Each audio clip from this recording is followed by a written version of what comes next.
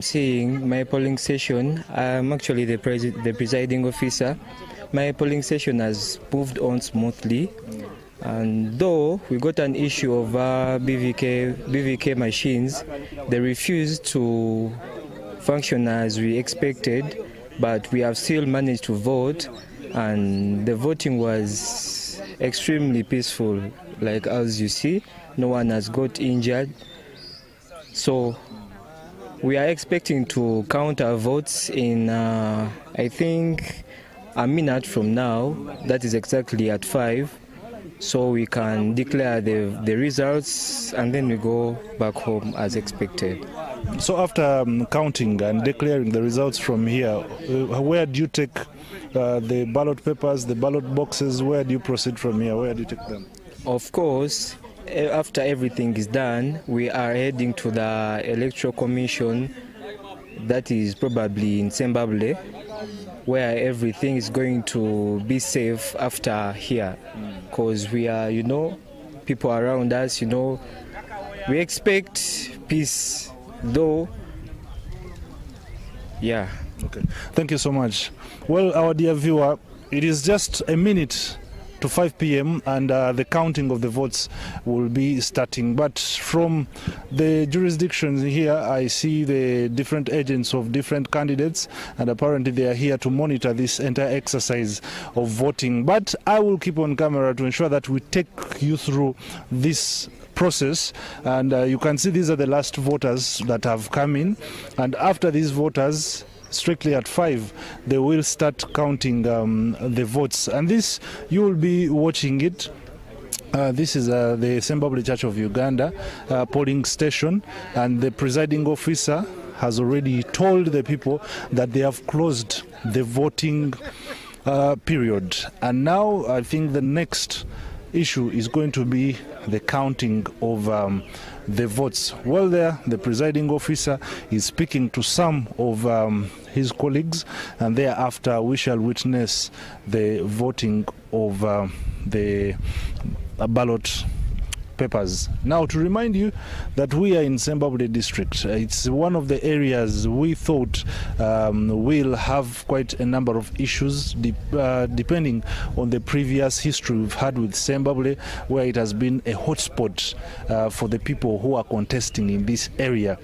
From the places we have visited, I can attest to you that there has been calmness. The processes have been so peaceful, and even this is confirmed by quite a number of people that we have talked to. And just the presiding officer I did interact with earlier on in a few minutes has also confirmed that the process has been very peaceful and secure. The SPCs have done a commendable job from this side, and I do recall I talked to one of my colleagues earlier on who is in Masaka, and said in Masaka district some of the polling stations started voting at 1 p.m. and even in Zimbabwe we had the same issue where voting started at around midday, and he was also surprised that I was informing the person that Zimbabwe was very, very calm. So in the overall, it is evident that this side of where we have been, there has been normalcy. The presiding officer right there is getting some polythene bags right there. We shall wait and see what he is going to do next. And remember the 20 meters from the polling station. I don't know if my camera person can pan so that you can see right there from the polling station there, and some people already somewhere lined up, but we shall be showing you those videos as we go ahead. So people a little bit far away witnessing this specific exercise. The people who are here are having tags. Those ones you see on the left right there, those are all agents of different candidates, and they are here to record the results of their candidates, the candidates that they are representing.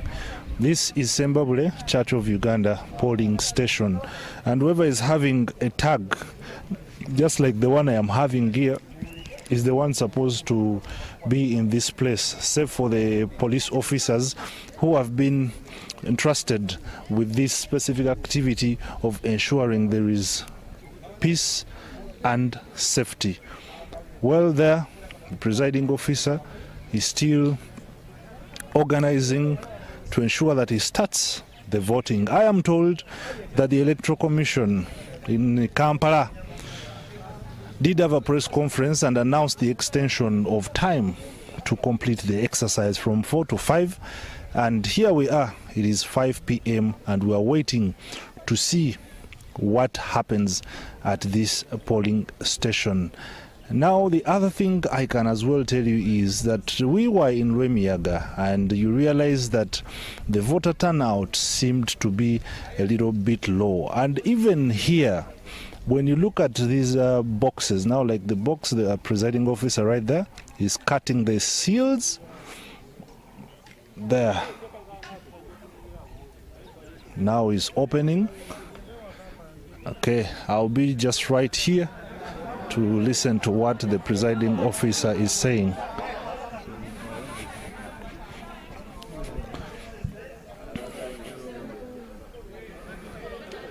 So right there, the presiding officer is going to start counting the votes.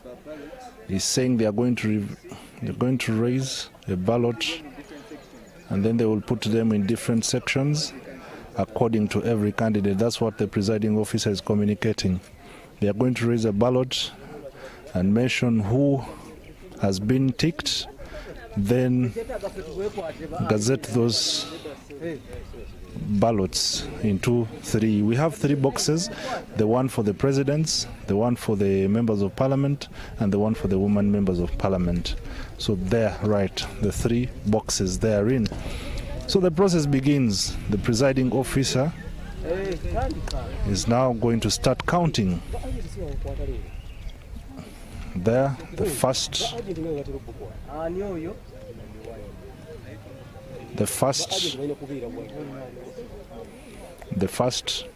ballot paper has been raised. So that gentleman right there is representing the National Unity Platform, is the NUP. Then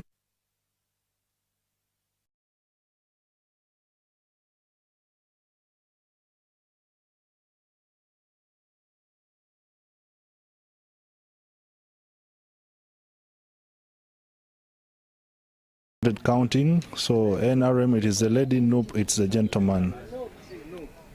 So NUP 2 and NRM 2, the counting is going on. NRM there. NRM. So the presiding officer is counting the votes.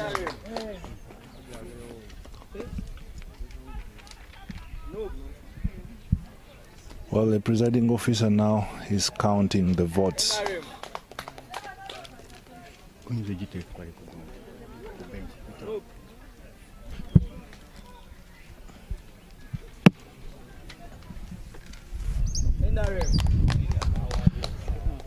There, the presiding officer now is superintending over the counting of the votes.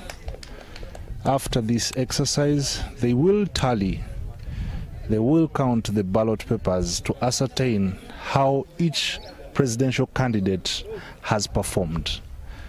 That is what we shall wait for. However, surprisingly, when you look at the 3 boxes, the one for the presidential candidates was almost full, an indication that would show some people might have come to vote for the president, not other. Now that one is an invalid ballot there. They ticked twice. Here, that's what. That's an invalid vote right there. The reason is that they ticked twice. They ticked. Afande. So right there, they're still counting. They're still counting there.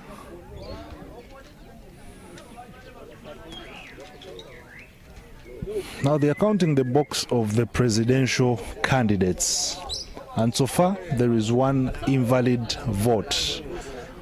these agents are very strict. Now someone is saying that the tick has skipped the box and they are arguing whether it is true, whether it is correct or wrong. So now others are saying that the procedure is if you tick and the tick goes outside the box, that is an invalid vote. Now let's hear this conversation right here. Yes, Kastewabatik, yes. Kastewaba. Kafu. Katekeri tata. Tekeri. Then there is one for Chagulani that crossed out the first one. Nakamze kaliera kafu. Kafu, yes. Bamukalaba tuogere mangu nga tebannakateeka yeeri.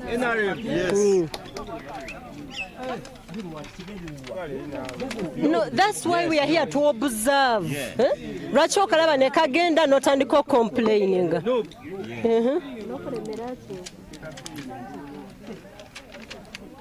No. Please. No. NRM. Jaka engalo? Yes. Well, the agents are really very keen when it comes to observing what is a valid and an invalid vote. They are really very, very attentive, trying to ensure that everything is done in a total transparency. Surprisingly,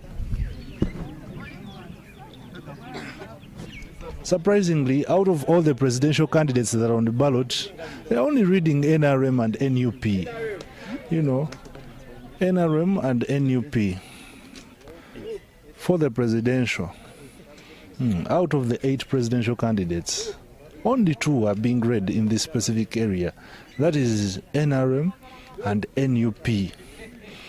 So the presiding officer is still superintending over the process. And all those people right there, agents, very attentive, writing down the results to ensure that everything moves on smoothly.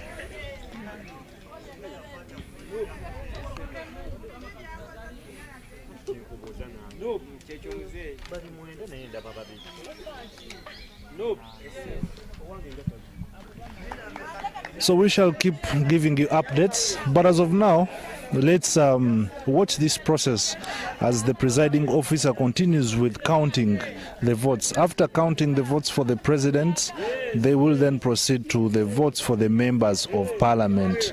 As of now, let's keep watching what is taking place. Yes. Hi everyone, I'm Emma. We've just taken a hit and are working on repairs for the space station.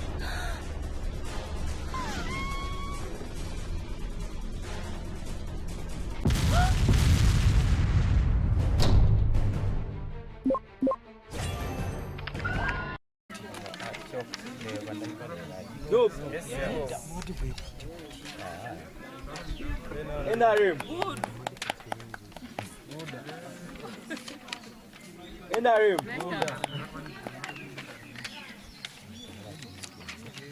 No. No. Excellent. No. Keep it up. No. It's okay. No. Yeah. No.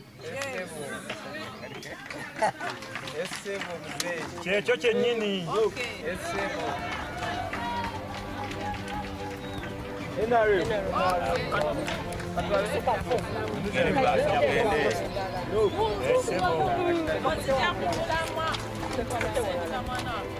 NRM. Yes.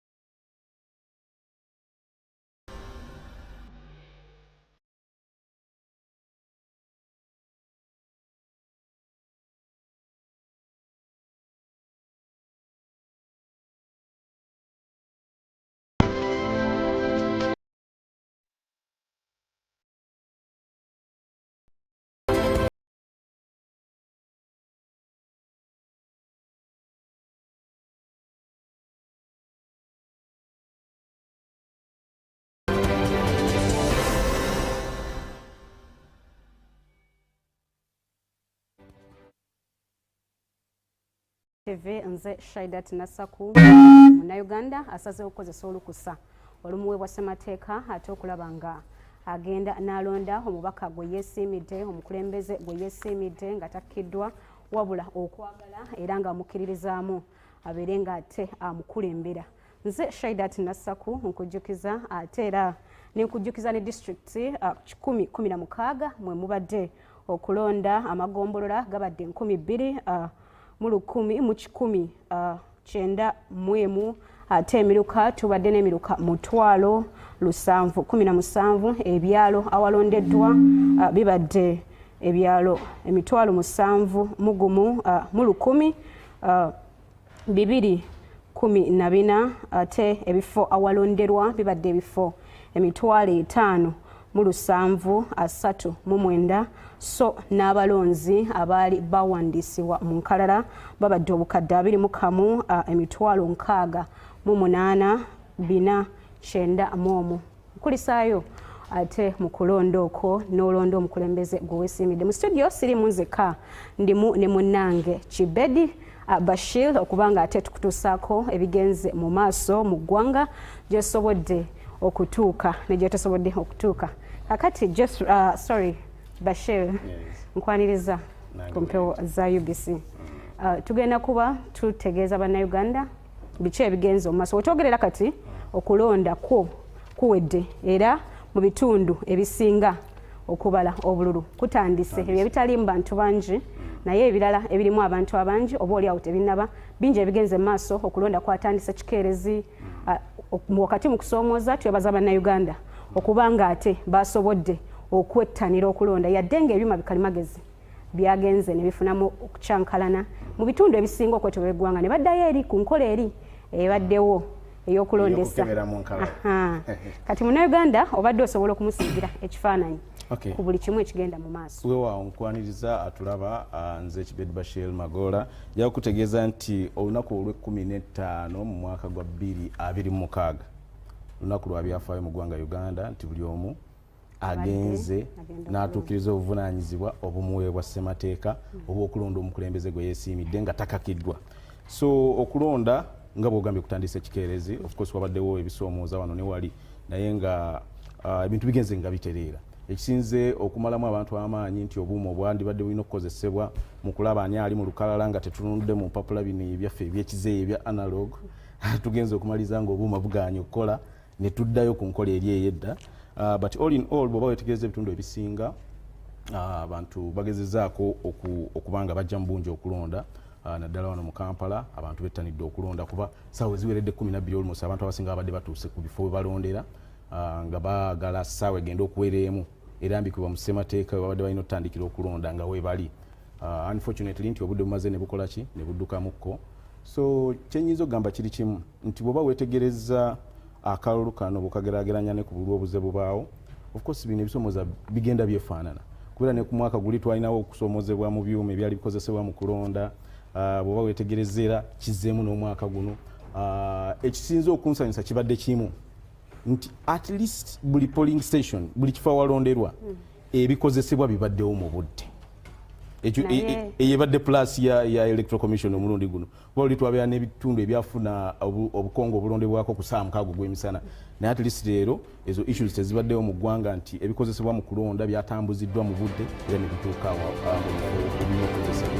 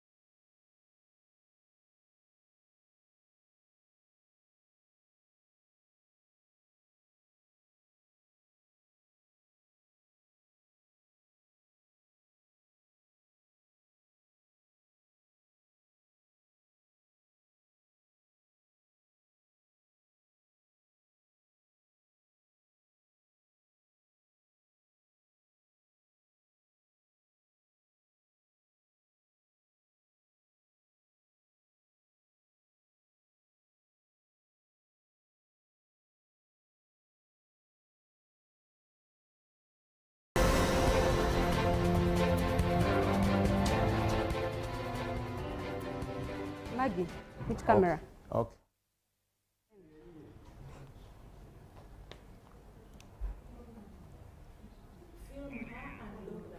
Kwaniriza QBC TV tusonyiweko olwaka kaiseemu byuma bikalimagezi nze Shaidat Nasaku tubadde tuwagala kumanyisa ebigenda maaso mu ggwanga osobola okubanga ate buli kimu okigoberera tuli mu lulimi Oluganda kale ebigenze maaso mu ggwanga tubitegedde era okulonda kutambudde okutuusa lwe kuwedde ku ssaawa 11 ez'akawungeezi.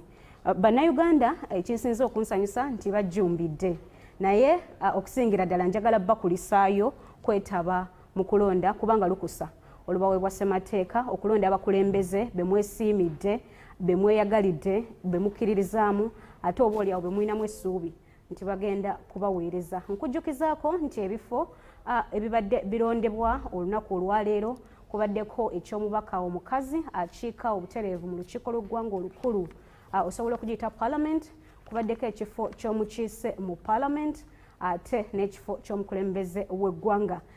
Yadde nga wabaddewo okusomooza okw'enjawulo mu byuma bikalimagezi n'ebirala ebigenze mu maaso naye kyetubasanyukiddeko nti mugezezaako okutugumiikiriza oba okugumiikiriza akakiiko k'ebyokulonda ate ne musalawo ne mukozesa olukusa lwammwe lwe muyina. Bingi ebigenze mu maaso tugenda kuba tubikulaga butereevu. Okujjukizaako ekirala abakulembeze abeesimbyewo bali 8 ku kifo ky'obukulembeze bw'eggwanga n'ebifo ebirala biriko ababyesimbyeko okugeza omubaka akiika mu Parliament obutereevu oba mu lukiiko lw'eggwanga olukulu babadde abeesimbyewo bali 2225 ate abali ku kifo ky'omubaka omukazi mu buli district abeesimbyewo bali 6 districts 146 ze zibaddemu okulonda amagombolola tubadde ne2,191 tubadde n'emiruka 1,717 ebyalo ebibaddemu okulonda bibadde 7,214 so nga ate n'ebifo awalonderwa bibadde 5,739. Abantu abagenze okulonda abawandiisibwa babadde obukadde 21,608 mu 1,491. Tubeebaza nateera mu studio sirimu nzeka ndimu ne munnange Bashir Chibedi bwe tugenda okubanga ate tukuweereza ebitambula ebigenda mu maaso mu ggwanga butereevu. Bwe twogerera kati okulonda kuwedde era ekirindiriddwa byebyo ebinaava mu kulonda olwaleero bye musazeewo byebyo byennyini ebigenda okuvaayo mu bitundu ebimu okulonda kwaweddeko naye ate okubala obululu kutandise ebitundu ebirimu abantu abatonotono naye awalala kugenda kutandika butandisi. Munnange Bashir Chibedi wendi naye mu studio agenda kuba naye akutangaza akukubira tooki mu biki ebigenze mu maaso n'akalulu engeri gye katambuddemu okulonda n'ebiringa ebyo. Bashir, tandikira. Akalulu okutwaliza wamu katambudde bulungi era nga wenjogerera akadde kano tuyingidde mu kadde k'okubala akalulu. Njagala okutegeeza gwe atulaba ku UBC nti mu bitundu byonna ebyenjawulo okulonda kwali supposed kukoma ku ssaawa 10 naye olw'okulwawo olw'ebintu ebiguddewo wana wali kwongezeddwayo ne kukoma ku ssaawa 11. Era wetwogera ebitundu ebisinga nga Shaidat wagambye batandise okubala akalulu okusobola okumanya biki ebivudde mu kifo ABCD awalonderwa. Mu bifo ebisoba mu 5,000 of course era bw'ogattagattamu awo nti omulimu kyovola abagamba nti ebinaava mu kulonda bijja kulangirwa after essaawa 48 z'ennaku 2. Nti ssaawa zino we tuli mu bitundu ebyenjawulo bonna abasasi baffe gye bali bagezaako okubanga ati balondoola okubala okw'obululu. Newankubadde wabaddewo okusoomozebwa nga tutandika okulonda okugeza ebikozesebwa ebyali bisuubirwa okubanga ate bikola newankubadde abantu babatendeka okumala ennaku 5 okusobola okukozesa ebyuma ebigenda okulondesa bannayuganda obukadde 21. Ndowooza olabawo nti wabaddewo gaps but of course twebaza Katonda nga moto yaffe bwegamba nti kulwa Katonda n'ensi yange. Bwe muli olowooza ki ekyali badde kikolebwa okulaba nga emiwaatwa gino egyeyolekedde mu kulonda kuno gizibwa? Ebiseera ebisinga okweteekateeka kikulu nti akalulu tekategekebwa lunaku olwo lwe bagenda kalonda. Kituufu ekyo. Okuva kati nga bwe tulonze leero nga 15 kitegeeza nti era tujja kuddamu okulonda, meaning eyo time yonna akakiiko k'ebyokulonda kaba kagina okusobola okuteekateeka okulonda nga bwe kunaabeera mu mwaka oguddako. Naye toyinza kuŋŋamba nti akakiiko k'ebyokulonda ebintu bye kazze kakola ebireese okubaawo delays wano ne wali nti bibaguddeko bugwi, kuba bwe weetegereza nti essaawa zino. It is possible to have your toilet inside the house using the subtle eye trap. The subtle eye trap connects your toilet inside the house to an offset pit outside the house. The subtle eye trap gives you the advantages and the experience of the modern day flushing toilets, even when you're not. Eriiso okumanya nti mwoli mu lukalala olulondebwamu oli digital. Naye ate kyewuunyisa nti abantu abakozesezza obuuma buno, ndabye returning officer owa district y'Ekiruhura, omukulembeze w'eggwanga bw'abadde amubuuza ng'amaze okulonda, abadde amubuuza ebyuma lwaki badde batamanya, n'agamba nti abantu bano twabatendeka okumala ennaku 5. You can imagine. Zaali tezimala ennaku 5 omuntu kati olaba mashini emu. Polling station erina abalonzi abatono wano mu Uganda, eyinza okuba erina abalonzi nga 4 ku 5 awo.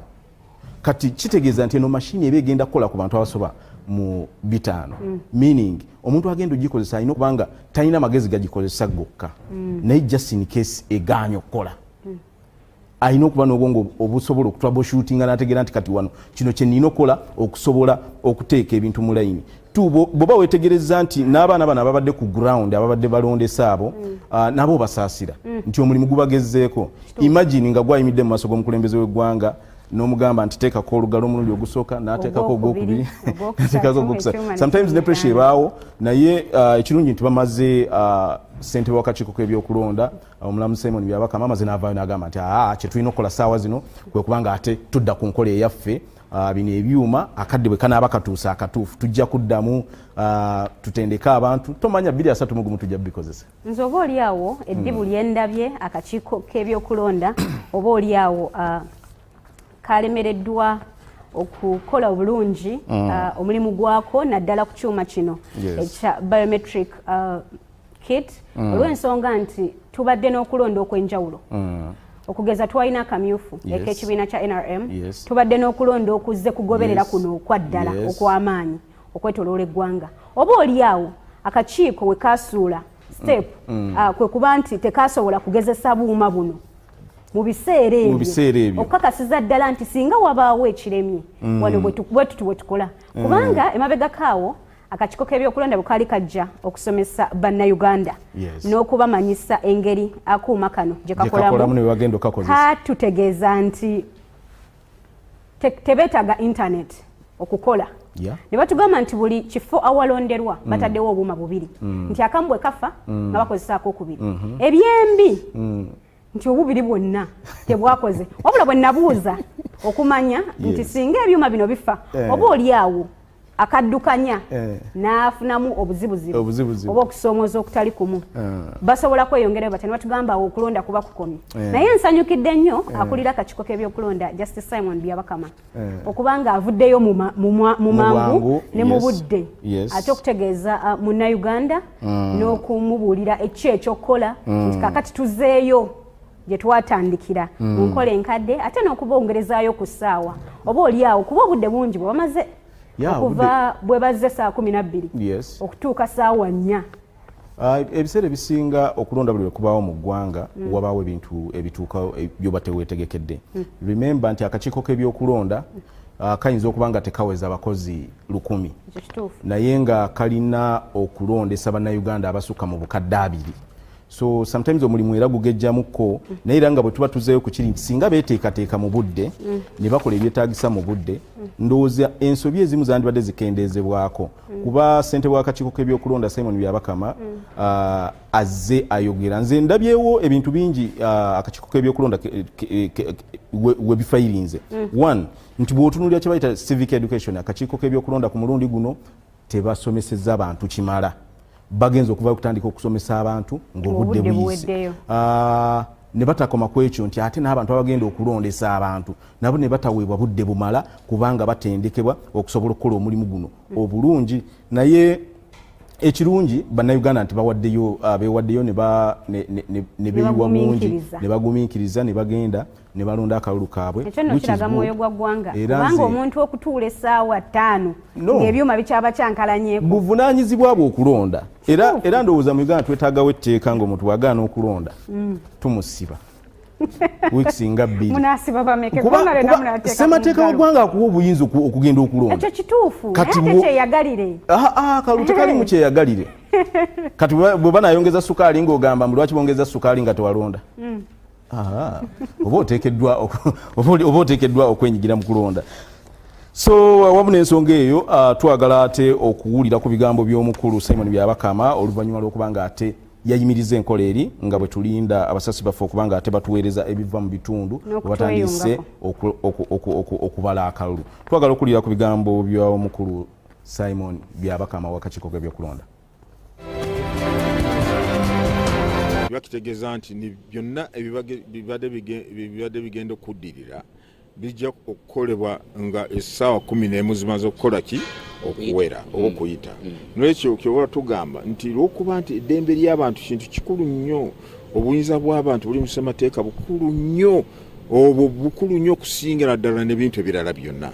Naye ffe ne tugamba nti ebigenda okuddirira tujja kulaba engeri gye tunabikwasaganyamu nga tetulina byonna ebitaataaganyizibwa, tulabe nti ebinaaba bivudde mu kulonda byebituufu tunalangirira oba ku district tally centers oba ku national tally center ng'ebivudde mu kulonda mu kaluko bwa president akaluka member of parliament byebituufu byennyini ebibaliddwa ku polling station ebikakasiddwa ku polling station ba agents bakyaliwo, abakozi baffe bakyaliwo, ba observers bakyali mu field, kwegamba buli omu ayina ekyakola ku kalulu kano tulabe nti buli kintu kyakola kisobola okukola okutuukirizibwa. Naye njagala kakasaba na Uganda nti okwongezaayo kwa essaawa z'okulonda olwaleero tekitegeeza nti ebisigadde tugenda kubikola mu ngeri ya kibogwe oba mu ngeri etatuukiridde okupapirira. Nedda, bigenda kukolebwa bulungi era tulabe nti naye ekikwata ku budde ffe tuba mu nteekateeka yaffe twegetegekera buli mbeera yonna. Kati ekyokulabirako nti obudde bwe bunaaziba ng'okubala obululu kukyagenda mu maaso tulina ebitaala bya sola. Buli polling station tugiwa ekitaala kya sola ekinakusobozesa obudde bwe buziba bateekako ekitaala kya sola ne babala obululu bulungi ne bawandiika ebivudde mu kulonda ne bamaliriza bulungi omulimu gw'okulonda.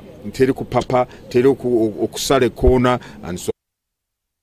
Oyo ye ssentebe w'akakiiko k'ebyokulonda omulamuzi Simon Byabakama okuttaanya ku nsonga ezibaddewo ku byuma ebya BVVK n'okulonda nga bwegenze mu maaso. Nga bwe gambye nti akalulu katandise okubalibwa akadde kano, njagala twogereko n'omusasi waffe Haruna Muteesaasira ali mu disitulikiti y'Entungamo atubuulire ebyeyo nga bwe bitambula. Haruna Muteesaasira oli butereevu ku UBC, bitambudde bitya mu bitundu by'Entungamo? Okulonda kutandise bulungi, kutambudde bulungi, era we twogerera ki ekiri ku ground? Okay, neyanzege akadde kano ndi mu kitundu ekya Ntungamo era nga ni mu kibuga wakati mu Ntungamo municipality. Okutwaliza wamu okulonda kutambudde bulungi newankubadde nti kubaddemu ebirumira. Okusinziira kuva ku makya lwatandikidde okulonda kuno naddala mu kawunti ey'Akajala ne Ntungamo municipality wabaddewo okulwisaawo ebikozesebwa ebyakakiiko k'ebyokulonda mu bitundu ebikola Ntungamo district. Era okuva ku makya natambuddeko mu bitundu ebiwerako ddala nga ngezaako okwekenneenya n'okulaba embeera eyimiridde etya mu bitundu bino. Genda maaso. Ekyewuunyisa nti ne polling station Jeno Mugisha Muntu ngono yakwatidde ekibiina kya Alliance for National Transformation Bendera walondera mu kitundu kye bayita Kitunga. Twatuuseeyo ku ssaawa zabadde 2 n'ekitundu nga tewalina kiraga nti wanaabawo okulonda. Wabula oluvannyuma okuyitawo essaawa kumpi 3:40 kubanga ebikozesebwa byaleeteddwa ku ssaawa zabadde 4 n'eddakiika 41 ez'okumakya. Era abantu babadde bali mu kwesansabaga nga n'abasinga badde bakedde nga bagala balonde baddeyo ne bagamba wanyuwaawo bawuko basobodde okugenda ku ssaawa nga 3. Haruna, njagala twogere ku kya obujjumbize mu kulonda. Obadde mu disitulikiti y'Entungamo. abantu beeyo okulonda bakujjumbidde newankubadde nga bw'oyogedde nti wabaddewo okusoomooza naddala mu kutuusibwa ebikozesebwa ekikeerezi abantu bamaze ne baddamu ne bajjumbira okulonda oba babadde bamuswaba okusinziira ku disitulikiti eno nebyenanoonyereza ku lunaku lwajjo yemu ku disitulikiti zirina obuwagizi obungi oba bannakibiina kya NRM era okulonda okwago okwa 2021 okusinziira kuba kwenabuuzizaako abantu b'omu kitundu kino bangambye nti bakujjumbira nnyo naye ku bundi guno newandibadde nga nti bandibadde baagala okujjumbira abantu bakedde nga baagala balonde badde bakola emirimu gyabwe kati omuntu yazze ku ssaawa emu n'ekitundu nezituuka ssaawa 3 nnya nga tannalonda yabadde alina okuva mu kifo naddayo awaka okuva ku ssaawa 4 tuuka ssaawa 5 okulonda kutandikidde abantu badde bamuswaba nnyo era ngenzeko mu kitundu kimu kyokka wensanze layini y'abantu waliwo polling station ewano mu town wakati mu Ntunga municipality ne kwendikota za Kajjara wensanze abantu abwera 30 nga bali mu layini akasembayo Aruna nkute bajumbidde kulonda Aruna akasembayo nkute okubala obulu kutandise mitundu ebyentungamo kwatandise dda kubanga kutegeeza nti abantu bajumbidde baisaawa 10 bantu bali banansi kubanga batasobola okujaganya abamu kwabo abatusubira nti kandidate waabwe wooli awo akoleze ki akulembeddemu mu polling stations zinyini ze balondeddemu ezo naye nga n'obudde buno nyinyini mbadde nemukuva kwedekola nja kukka wansi eno ngenduwe etandise ey'amaanyi eri abantu kubanga wewa tujja kuba tukweyongeza amawulire gaffe agaddako ebyo byebiri entungamo atulaba ku UBC Shaidaati obiwulidde ebiri eyo abantu tebajjumbidde kulonda nejempisa eyo babadde sibe bano abangi wasobola ogamba nti abantu bakubye akalulu kituufu ddala balonze abakulembeze baabwe okujjukizaako ebifo 8 nsonyiwa ku katono abakulembeze 8 be babadde beesimbyewo tumanyi nti waliyo owa ANT yeyo Haruna gyabadde General Mugisha Muntu owa Alliance for National Transformation tubadde ne President Yoweri Kaguta Museveni alondedde Lwakitura ye wa National Resistance Movement tubadde nowa FDC Nathan Nandalama Fabi nga naye abadde jasinzidde ewaabwe Mbale ate n'asuula akalulu ke tubadde n'ekibiina ekya Conservative Party tubadde n'abadde akutte ebendera y'ekibiina ekya Common Man's Party Munyagwa Common Man's Party ewolusaniya naye ate asudde akalulu ke mu abo mwe tugenda okujja omuwanguzi mu ssaawa 48 kale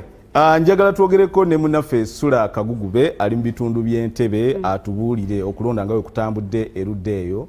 Sula Kagugube oli butereevu ku UBC njagala otubuulire ekiri Entebe okulonda kutambudde kutya okuva we bwakeeredde abantu bajjumbidde tebajjumbidde era okubala obululu kutandise ebuuyi eyo neyanza nnyo muganda wange mwanyinaze mundabire saidi awo omulabi waffe tukwanirizaako nnyo ku UBC TV naye kyenjagala okutegeeza nti okutwaliza awamu mu bitundu by'Entebe okulonda okutambulidde ddala bulungi nnyo gye zaawedde essaawa 12 n'ekitundu abalonzi babadde batandise dde okwewa mu bifo omulonderwa era nga kyenkana ebirondesebwa oba ebikozesebwa mu kulonda byonna byabasanzeewo naye nga mu bifo ebisinga obungi ebikozesebwa byatuuse ku ssaawa 2 n'ekitundu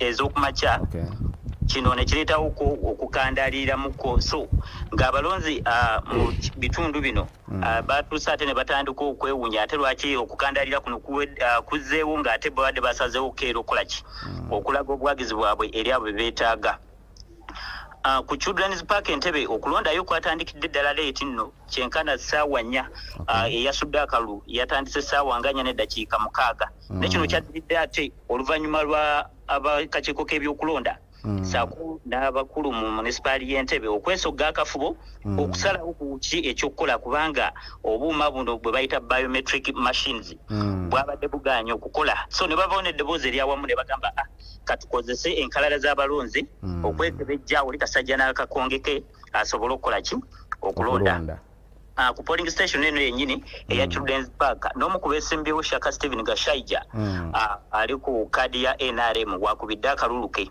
era n'ajjukiza abantu era n'abakalaatira okujjumbira okulonda kuno. Ono era agamba ku mulundi guno NRM yakuwangulira waggulu nnyo ebifo ebisinga obungi bakubiwuuta buva kubanga bekoze okuteekateeka okumala mu biseera bya kakuyege oba okuwenja akalulu. Sula Sebo twali mu kamyufu ka NRM Sebo emivyo gyali mingi mu kitundu eky'Entebbe naddala mu kulonda kwa kamyufu k'ekibiina kya NRM. Njagala onsiigire ku kifaananyi leero Ntebbe abaddemu emirembe tewabadde nnyo okusika mu ggwana kulwanagana nga bwe kyali mu kamyufu. Ku mulundi guno buli ayiseeko mu bitundu by'Entebbe oba buli agenze mu kifo awalonderwa avuddeyo yeewuunya engeri embeera gy'ebaddeyo tekibangako mu bitundu by'Entebbe embeera ebadde nzikakkamu nnyo ng'ogyeko ekyokutaataaganyizibwamuko okukerewamuko ebikozesebwa mu kulonda ate n'obuuma buno okusinga kubanga abasinga obungi newankubadde nti bagumiikiriza embeera eno ey'obuuma n'ekyokukeberera amannya gaabwe mu nkalana.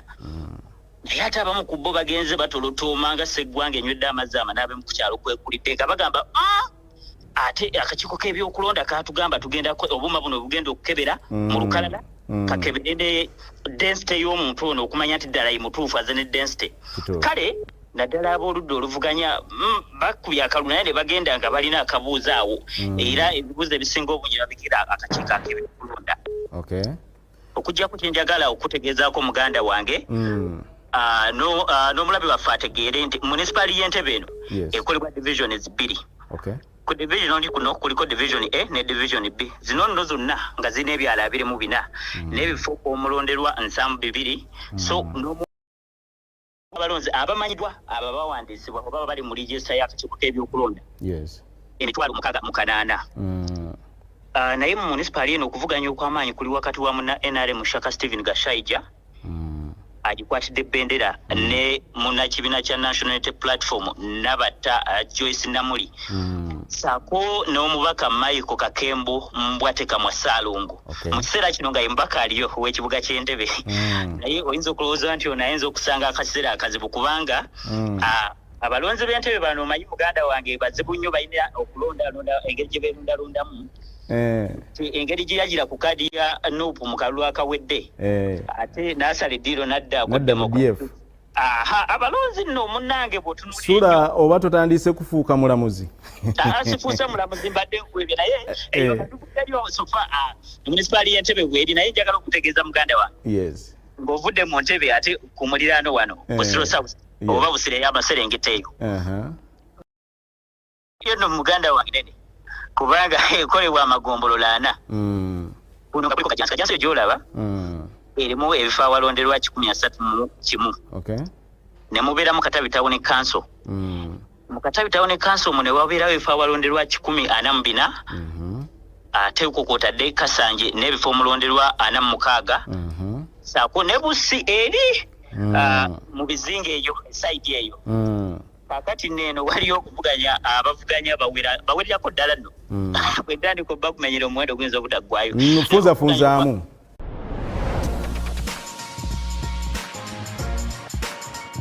With so many countries represented kiseera kino munna Nuupu Charles Matovu ne munna NRM Opio Kenan kwe kuvuganya okw'amaanyi era betusinze okutunulira ennyo mu Busiro South so ng'ogyeko abo mulimu n'abavuganya abalala kuliko Kikomeko Sawel ng'ono avuganya ku lulwe ng'omuntu Sula katono nnyo kankusalemu awo njagala onsiigire ekifaananyi ku kubala obululu kubamanya okulonda kuwedde mu bitundu ebisinga akalulu katandise okubalibwa mu bitundu eby'Entebbe awo webale nnyo muganda yange ekibuuzo ekyo bw'oba oli awo ekyo buli omu kyalindirira akalulu ako nga sinako buli oba katandise njaga kutegeeza nti Ntebbe ngayo municipality bw'oba oli awo ebyokwerinda by'eggwanga gye bisinziira ne biryoka bisaasaanira eggwanga nti akalulu kano bwe kawedde okuba wakati w'essaawa 10 ne 10 ekitundu of course mulimu bannaffe ab'eŋŋombo ya Kalonde okakuuma ate okakole ki okabanje oba oli ababadde baagadde ate okutandika okutuukiriza ekyo kye beeyama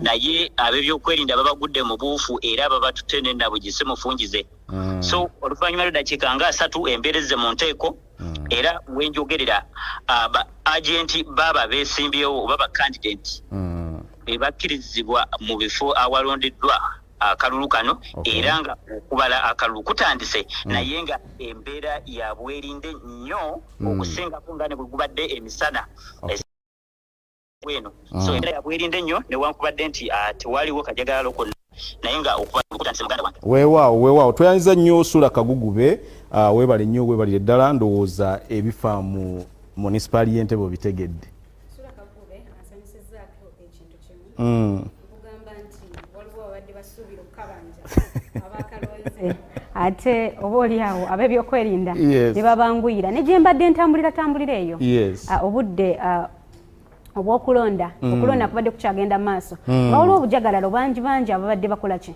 baagala ate okukyankalanya okulonda naye ab'ebyokwerinda babadde mu kitundu naddala mu bitundu awo ebyensambya lukuli eyo yonna leero ekyensinza okwagala mu kulonda okw'omulundi guno ab'ebyokwerinda babadde bulindaala mu buli mbeera buli walonderwa buli munnayuganda abadde asuubira okukola akavuyo tasobodde kakola katwogereko ne Farida Nanfuka ali mu bitundu by'e Bugisu mu disitulikiti y'e Sironko atubuulire embeera nga bwefaanana ebuuyi eyo. Farida Nanfuka oli butereevu ku UBC tusiigire ekifaananyi mu bitundu by'Embale ne Sironko okulonda nga bwe kubadde kutambula olunaku olwaleero. UBC olwaleero wano mu kitundu kya Bunazomi Chosen Church. Yes. Ono omu ku beesimbyewo ku kulembeze gw'eggwanga Nathaniel Mafabi mu Sironko walondedde. Kati essaawa eno bagenda mu maaso n'okubala akalulu. Naye okusinziira ku biriwo kiraga nti Museveni ne Nandaala bakyapiisanya mu kalulu naye nga Museveni yabadde akyasinziza obululu obungi wano Nandaala walondedde. Ndowooza mbateekereyo musooke muwulirize nga babala akalulu kano. Tuweemu katono awo. Farida agezaako otuwa embeera nga bwefaanana okubala akalulu. Amaloboozi tegatuuka bulungi naye tuwe updates gwe nga kyolaba ekiri ku ground. No tuwe updates nga gwe bwogira amaloboozi terugafuna bulungi gali wala. Okusinziira nga ku kyenda abakyabiisanya waneno wano ku polling station walondedde akyali Museveni ne Nandaala Mafabi bye bakyabiisanya naye ng'okusinziira mu kutandika okubala akalulu kirabise nga Museveni abadde akyaleebya mu kitundu kya Mafabi walondedde. Farida mbadde nsaba kutusigira ku kifaananyi ekya okujjumbira okulonda mu bitundu by'obaddemu mu kitundu ky'e Bugisu mu disitulikiti z'otambuddemu abantu bajjumbidde okulonda oba nedda? Abalonzi bazze Kasoobo naye nga babaddewo. Bazze Kasoobo tebakutte okulondako kwennyini tekutandise mu budde. Tekutandise mu budde wano mu polling station gye nkozeeko omu ku beesimbyewo Mafabi walondedde era Mafabi yatuuseewo ssaawa nga 5 awo zigenderera kwera 5 era n'abasanga nga bakyeteekateeka abantu ne basimba layini awo ne batandika okulondesa ku ssaawa 5. Mafabi alonzeeka ku ssaawa 6 awo ez'amalya g'ekyemisana awo ssaawa 6 awo zalondeddemu era n'abeera ng'atudde mu kifo kino akuumye akalulu era nga bw'abadde agenda ng'agamba abalonzi nga akuba kakuyege nti mubeere mu kifo ekirondebwamu mukuba akalulu kammwe mukuume distance ya kilomita 2 era ye abadde akituukirizza wano mu ggombolola y'e Busamaga mu parish y'e Bunazomi walondedde era abadde akyali wano n'awulirawo emirerembe mu kitundu ekirala n'ayolekera kati eyo gy'ayolekedde naye kennyini gyafunidde obuvune era bagenda mu maaso n'okubala akalulu wano weyalondedde nga taliiwo ate nga yabadde yakyagadde kubanga yabadde akuumye akalulu ke. Kakati eyo gyatambulidde bamukubiddeyo amayinja wabaddeyo okulwanagana wakati w'abeesimbyewo ku bubaka wa paalamenti omu eyesimbyewo nandala owa FDC eyesimbyewo Reverend Magombe Jackson n'omulala abadde eyesimbyewo mu kitundu bubuka ba palamenti so ne wabeerawo okulwanagana waddewo wakati okulwanagana wakati w'ababaka babiri abawagizi baabwe kati Mafabi bw'avudde wano okugenda okulaba ekigenda mu maaso agudde wakati mu lutalo naye n'akubwa nabo ne bakubwa era we twogerera bali ku poliisi ate nga bagenda bawandiika statement ku bibaddewo ate bakole ki balekere mu malwaliro naye kigambibwa nti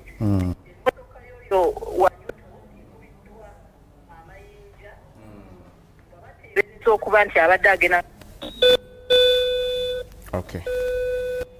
kale awo ye Farida Nanfuka ali mitundu by'Embaale mawulire si malungi nnyo nti bw'owulira nti presidential candidate abadde alina wagenda okutaakiriza embeera ate n'akubwa amayinja n'akosebwa nkirabamu bibiri ekisookera ddala nti bwe wawanga waliwo akavuyo I don't think candidate weetaaga ogenda ku ground tegeeza aba security ab'ebyokwerinda bagende yes kuba kati presidential candidate bw'aba afunye obuvune kiba kitegeeza kyayinza ogamba nti tebamukuumye bulungi ekyo kituufu ate era weesanga nti ba presidential candidates abamu abakola ebintu by'okugenda ku polling stations oba we balondedde ate ne bagezaako okulaba nti nabo beetaba mu bakuuma akalulu oba oli awo n'okukakasa nti akalulu kaabwe kakuumibwa bulungi olumu baba baagala ndowooza kusiiga ggwanga kifaananyi kitali kirungi kubanga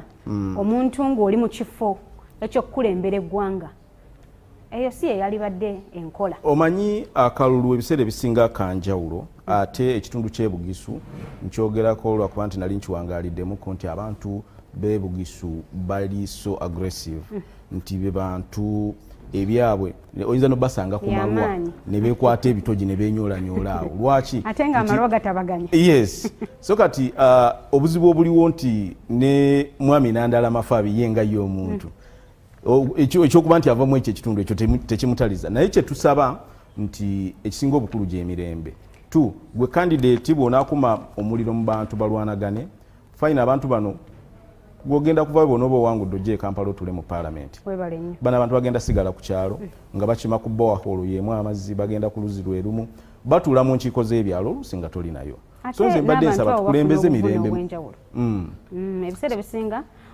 owaba okusika omugwa oba okulwanagana wonna tewabulawo afuna binuubule oba afuna obuvune ku mubiri so embeera eyo kyalibadde kirungi ate bannaffe abatukulemberamu ne balabika nti bajeewala olw'obulungi bw'abalonzi baabwe okubataasa embeera efaananako bwetyo kubanga bw'onyigiriza ennyo ennyindo evaamu omusaayi bw'onyigiriza omukuumaddembe oba osuubira ki ayinza okunyiiga naye Bashir bandi njagala munnayuganda omusiigire ekifaananyi akalulu ka 221 wakalaba walaba ebyagenda mu maaso kipya ki ekiri mu kalulu ka 226 njawulo ki gy'olabawo kyengendo gaa kiri kimu 1 nti akalulu ka 221 kaali kalulu ka njawulo kaali unique nti kagwawo mu biseera nga tuli mu muggalo ng'abantu tebakkirizibwa kutambula nnyo n'enkuŋŋaana zaali tezikkirizibwako bantu bangi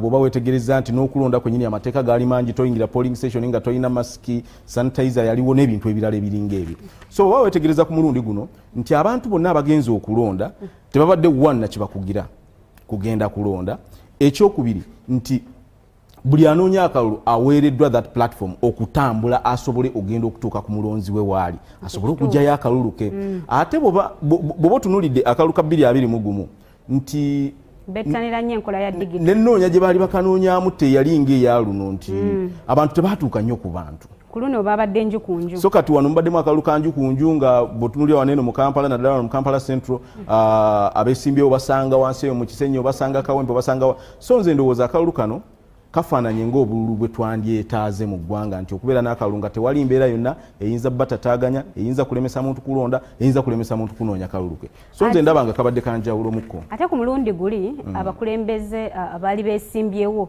oba kyoyinza okugamba nti abaali beesimbyewo okuvuganya ku kifo ekyobukulembeze bw'eggwanga baali 11. Ku 11 okwo 6 bajja ku bwannamunigina.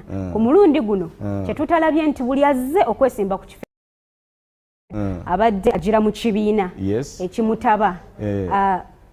Mwotunulira mwalimu ab'emyaka 24 okugeza John Katumba yagira ku myaka 24. Ku luno tetukirabye. Yenjawulo endala ebaddewo.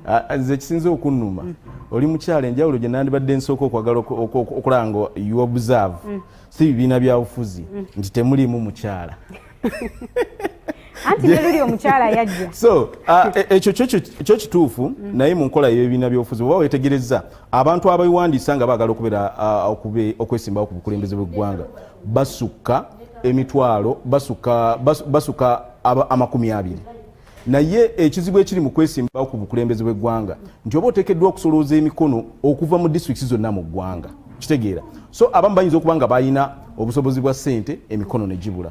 Abamu ne baba nga emikono gyalabika ng'obusobozi bwa ssente tebuliiwo emiliyoni 2 ez'okwewandiisa. So nze ndowooza nti ebiseera ebisinga mu kalulu bwe kaba kazze ng'abantu bakkiriziddwa okwesimbawo kuba tuli mu nkola ya bibiina bingi.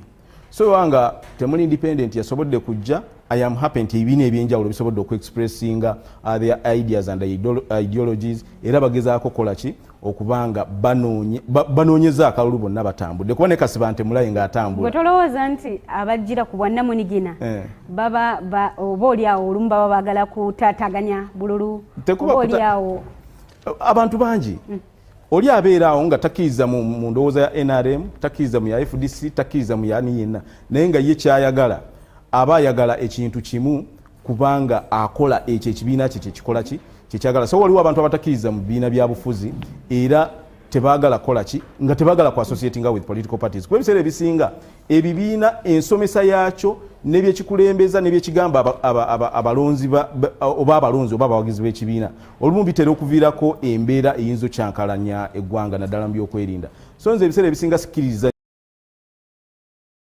nnyo mu bibiina bya bufuzi mba njagala nnyo omuntu najjayo endowooza ye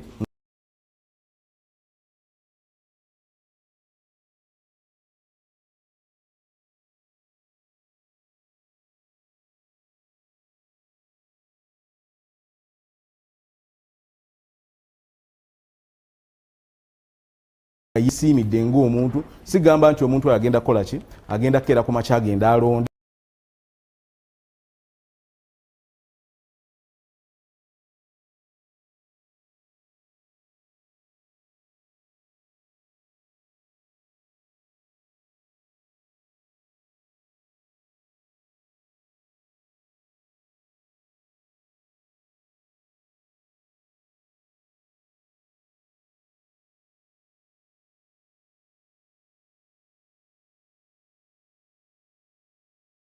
just because ali forced over njagala munalonda with a free mind. Awo wenyini tubadde twagala kweyunga ku musasi waffe ali Rachtura Robert Onyango ate abe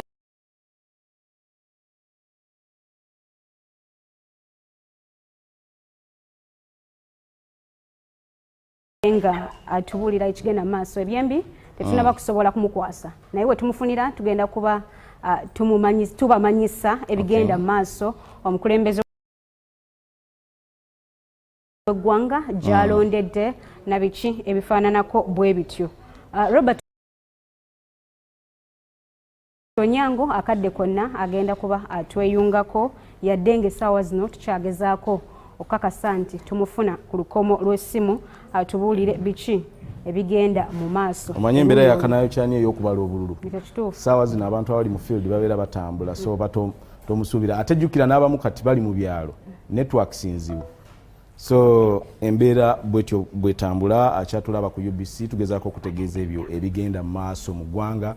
Okulonda we kutandikidde of course abantu babadde bangi naye era gye tumalidde wabaddewo ensonga nnyingi okumufuna ku lukomo lw'essimu naye tetusobodde naye oba oli awo mu maaso kaawo nga tukutegeeza ebikyagenda mu maaso engeri y'okubala gye kutambulamu n'ebiringa ebyo. Onyango tusobodde omufuna era agenda kuba tusigira ekifaananyi ku biki ebiri Rwakitura. Onyango. Webale nnyo mwanyinaze Saidi n'abalabi ba UBC n'ekitativu obuulyawo abagoberera ebigenda mu maaso.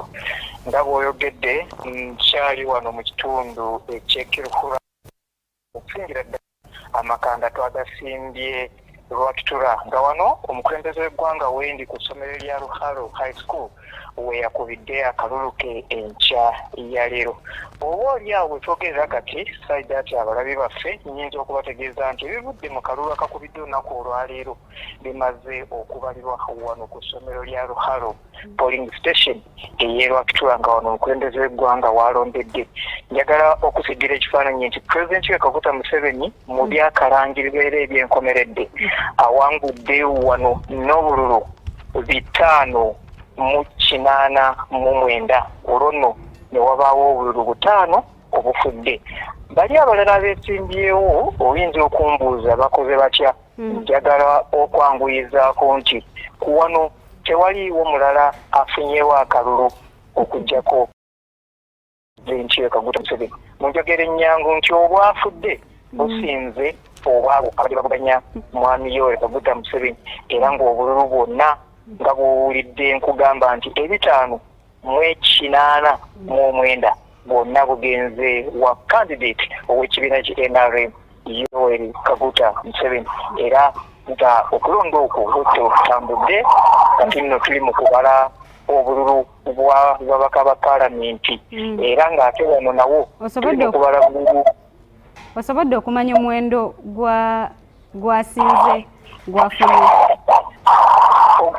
Ddamu ekibuuzo ekyo. Osobodde okumanya omuwendo gwa Pulezidenti Yoweri Kaguta Museveni gwafunye awo we balondedde? Weewo wennyini kyenkugamba nti Pulezidenti Museveni afunye obululu 589. Bameka ababadde balina okulonderawo? Ababadde balina okulonderawo bw'ogattako 5 obufudde be balonze 594 era be babadde balina okulonda ekitegeeza nti balonze era nga Pulezidenti Museveni n'avaawo n'obululu obwo bwenkugambye 589 nti obufudde bwebwo 5 ne buweza omuwendo ogw'obululu omugatte ewamu gwa bululu 594 era nga be balonzi abadde balina okulonda era be balonze. Embeera yeetambudde bulungi? Embeera tusiibye olunaku lwa bukkakkamu abantu balonze mu mirembe weewaawo abadde okutataaganyizibwa mu buuma obwo obadde bulina okwekenneenya okakasiza ddala nti ekinkumu kya Saidi oba kya Onyango wabula sobodde okutegeezebwa era ng'omukulembeze w'eggwanga bw'akyogeddeko ettuntu lya leero nti abadde walema olugalo wakiri ng'ate feesi bagizuula nga yeeyo wabula ate mu mbeera ng'obuuma tebukoleddeeko ddala ba agenti baabo bonna abeesimbyewo bakanyiza okusunsula abantu nga beeyambisa enkola eya bulijjo gye tubadde tukozesa mu kalulu akawedde okakasa nti Saidi mulonzi w'oku kitundu ekyo. Ekyokubiri ali mu lukalala lw'abalonzi endagamuntu ebimwogerako n'ebyo byaleese byebyo n'akakonge kali ke baatuwedda ka voters slip nga kalambika bulungi buli kimu ekikwatako ne wewolina okulondera abantu ekika ekyo bakkiriziddwa okulonda era tewabaddewo kaayana nti oba oliawo n'okwemulugunya okuva ku nsonga eyo. Kale weewaawo Onyango tujja kuba tukweyongeza gye bujjako eyo webale kutusiigira kifaananyi embeera bwetambudde Rwakitura ne tusobola okumanya ebigenze mu maaso era ne tutegeerako nti omukulembeze w'eggwanga Yoweri Kaguta Museveni ate waalondedde yaleebezza bonna babadde avuganya nabo era kyenkana bali tebafunyeewo kalulu n'obwonoonese businze obwabo ate abalonze obululu obwo ne busazibwamu. Tugenda kuba tufuna Kyagulanyi Robert Sentamu omukulembeze w'ekibiina kya National Unity Platform ate abenga tumanya ebitambudde gyalondedde na biki ebigenda maaso. wano tetugenda kususaawo ne Bashel Chibedi ebisinga kaawo ogenda kuba obyekkanya buli kimu nga bwe kikyatambula okubala obululu kugenda kutya neera n'ebyo byonna byewetaaza okumanya naye Oluganda lukyagenda mu maaso ogenda kuba okyafuna buli kimu ekifa mu ggwanga awalondeddwa butereevu ku mpewo ya UBC TV nateera nze Shaidat Nasaku.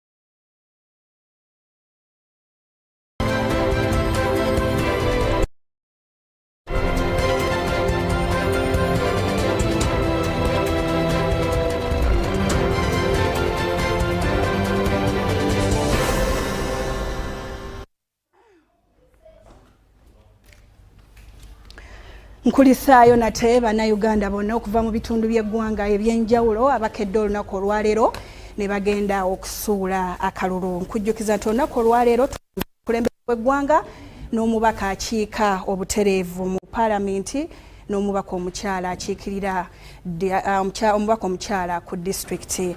Naye nga bwe twogerera okubala akalulu kutandise mu bitundu by'eggwanga ebyenjawulo, era wenna wooli tega amatu n'amaaso wano ku lutimbe gadde UBC TV tube nga tukutusako ebiri mu bitundu by'eggwanga ebye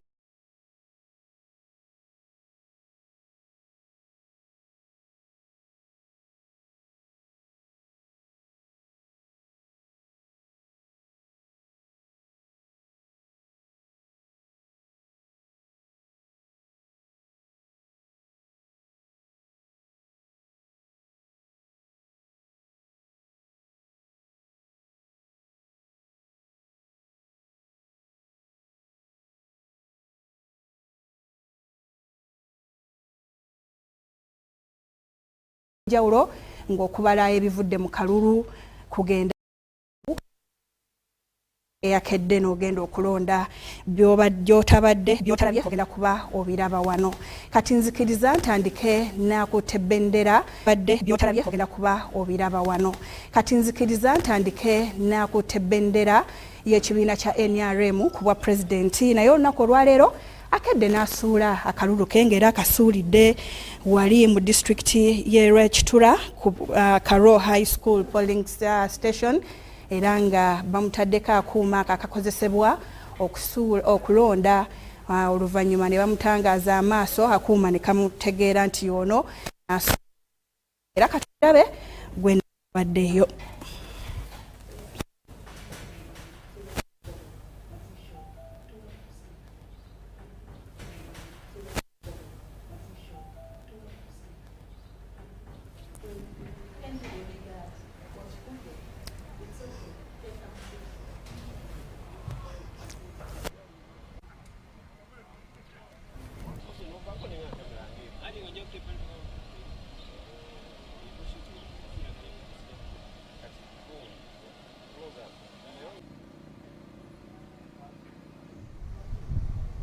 Did not send the particulars of the I checked. They are saying that some of them, even by this morning, had not sent their biodata by this morning. Some were sending by 9. Was this deliberate? We are going to check that. So when I started checking by 8, 9, people started ringing me. The machines are working in a few places, in other places they are not working. So the Electoral Commission proposed, and I had to support it, because people have gathered from morning, from 7, that we vote manually, because it was not correct for people to just go home. But why there was a delay by people to send the biodata to the machines. I know people who cheat, opposition.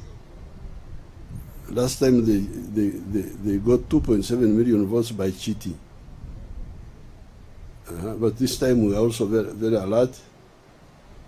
Although the machines have not worked well, we have got other measures which we are following up. So this is, since you are rumor mongers, this is not a rumor, these are true stories which I have told you. I can answer a few questions.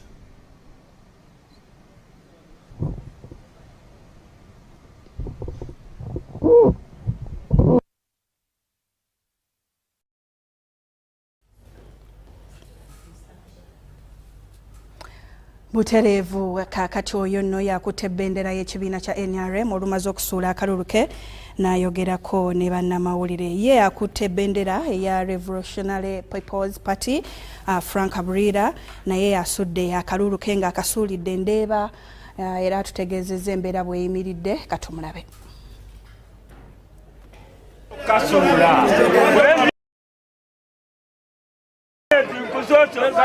Nakedde ku makya nabadde wakulonda ssaawa 3 kati ssaawa 3 n'eddakiika 22 naye tewali kigenda mu maaso.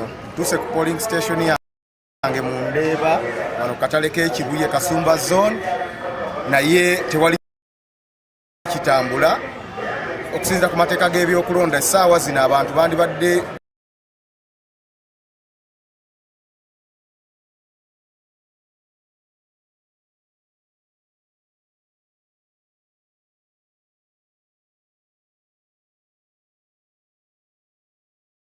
kumi na nkumi abandi badde nga bamaze n'okulonda.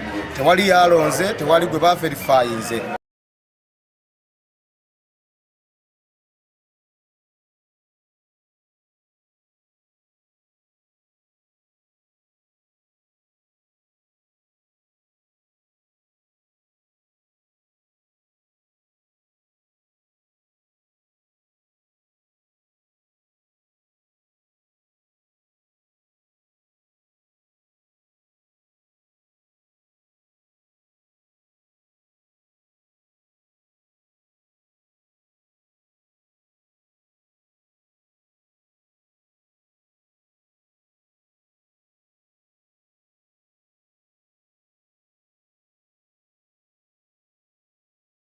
Wabula bo batugambye nti waliwo ensonga eri tekiniko nga obuuma buno buntisaaba abamu balina national IDs ezitali validated ezitatuukagana na bisaanizo.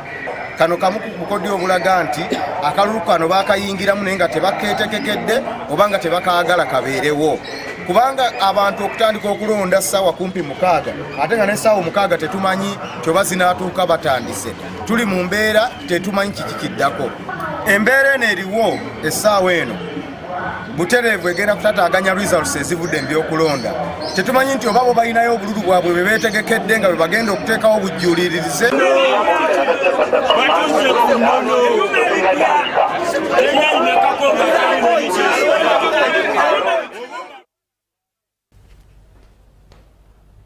Oyo nno Frank Aburira kakati bwe twolekera ye akutte ebbendera y'ekibiina kya NUP Robert Kyagulanyi Ssentamu akalulu ke akasuulidde Magere ng'ali wamu ne mukyala we Katubirabe. Bakwatiddwa abalala bayigibwa okwetoloola eggwanga mu Western Uganda ne mu Northern Uganda. Ba agenti baffe abasinga obungi babakutte ng'omwo mwe muli ne Deputy President waffe Jole Jacqueline Tukamushaba owa Western Uganda. Bamukutte tutegezeddwa nti abagoberedde emmotoka emutute y'ekika kya drone bamulabye nga bamuvuga bamutwala mu barracks. Coordinator waffe Western Uganda Bright Muhumuza naye yawambiddwa olunaku lw'eggulo tetumanyi gy'ali, n'abalala bangi nnyo mu Western Uganda ne mu Northern Uganda. Presiding officer bonna abasirikale ba SFC be baataddewo okuddukanya okulonda era nga bituze tubagamba nti mwambi abakamasi ali mitambo gy'okulonda kuno wabula amagye gawambye okulonda. Mwenna banamawulire nkakasa essaawa eno mwakitegedde dda nti ebyuma bye baleeta bya BVVK tebikola. Sente nyingi biliyoni ne biliyoni ez'omu omusolo ezagenda okugula ebyo ebyuma nga bagambye ebyo bigenda okuyamba okwewala okubba obululu tebikola. So abantu balonda manually. Naye newankubadde biriwo ebityo Bannayuganda tubakonze era twongera bakunga okugenda okulonda ate babeerewo bakuuma akalulu kaabwe kuba bo bennyini basobola okyekolera. The main reason why they are arrested is that they are working with me. I've been waiting for arrest for a long time. So I won't be shocked when I'm placed under arrest. And that is why I have spent the last 3 months and 2 weeks telling people not to rely on me or my physical presence, but to take charge of their country. And we've been encouraging every Ugandan to be a Kyagulanyi. I spent all these 3 months trying to demystify myself and my presence, but showing the people of Uganda that they can singularly and collective.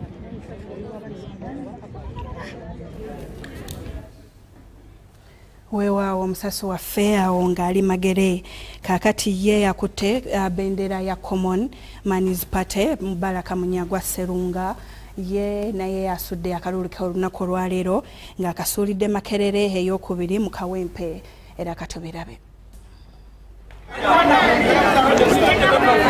Okulonda ku Makerere zooni tu kutambudde bulungi wadde nga kutandise ekikerezi olw'ensonga ezitategeerekese.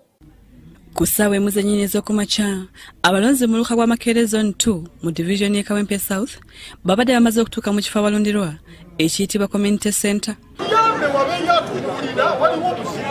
Wadde nga bano bakutte obudde bazza obwennyamivu oluvannyuma lw'okulonda okutandika ekikerezi okusinziira ku ssaawa ezaalambikibwa akakiiko k'ebyokulonda.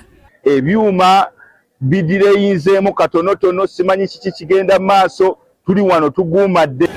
Naye twesanze nga tuli mu ssaawa 2:02 tewannabaawo kigenda mu maaso nga twesanze amabaafu tegaliiwo amabaafu gazze ate n'ebirala tetumanyi bigenda mu maaso oba bayiro oba biki kati tetumanyi lwaki tudireyinza okulonda. Waliwo kiro talizimusaameka tezina byakukola zigenze okweyasaawo nya n'eddakiika 3 ez'okumakya ng'okulonda mu kitundu kino olw'okutandika era ng'abalondesa basaba okudda ebikozesebwa ebibadde mu bokisi enzirugavu. Wadde nga akakiiko k'ebyokulonda kaali kalambika okukozesa obuuma bukalimagezi bu biometric voters kits bulo tebulabiseeko mu kitundu kino. Ku ssaawa 6 n'ekitundu n'omubaka Mubaraka Munyagwa avuganya ku bwa pulezidenti naye azze n'asuula akalulu ke.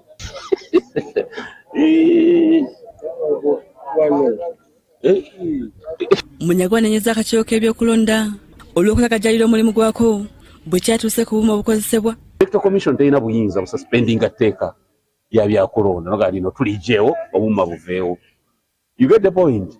Yes, njagala abantu bakitegeere nti already waliwo non-compliance eya electoral laws mu mateeka bwe tukiyita nti waliwo etteeka ly'okulonda kati litali mu kugobererwa kubanga singa bwajjanga decoration oba kunyumisa bunyumisa tebanditaddewo tteeka naye katuyire etteeka eriragira nti obuuma bukole ki bukole. Munyagwa mu mbeera n'agamba nti kiyinza okubabeerera ekizibu okukkiriza ebinaava mu kulonda. Amateeka bwe gataagobererwe ne tulaba nga tegagobereddwa ffe n'ebivudde mu kulonda tugenda birwanyisa n'okubiwakanya. Bw'onootuuka badde bingi mu kalulu kano. Kino ekintu kyaweebwa ekiseera ekigere n'olw'ensonga eyo walibaddewo okweteekateeka okumala bate nsonga si ya senta yenna gwe kikwatako nsaba busabi bate nsonga si ya senta yenna gwe kikwatako nsaba busabi ku kulonda okuddako ng'okw22 27 leka ebikozesebwa bijje ntandikira mu budde ate ne tumaliriza mu budde. Ekifo ky'obwa pulezidenti kivuganyizibwako abantu 8 kati ekisigalidde akakiiko k'ebyokulonda okulangirana n'abalidde mu bannakendo. Nze Rebecca Nantongo e Makerere. Oyo musasi waffe Rebecca Nantongo abadde Makerere kaakati ye muna NPP Robert Kasiba.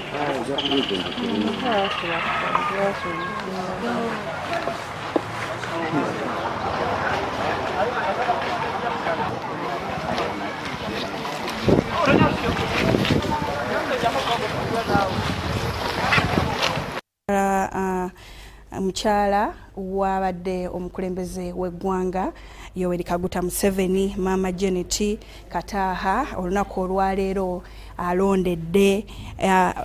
alonze ng'abadde mu disitulikiti ey'Entungamo ng'era alonze ku ssaawa 5 n'eddakiika 59 nga yeegatiddwako abantu ab'enjawulo nga balonda olunaku olwaleero.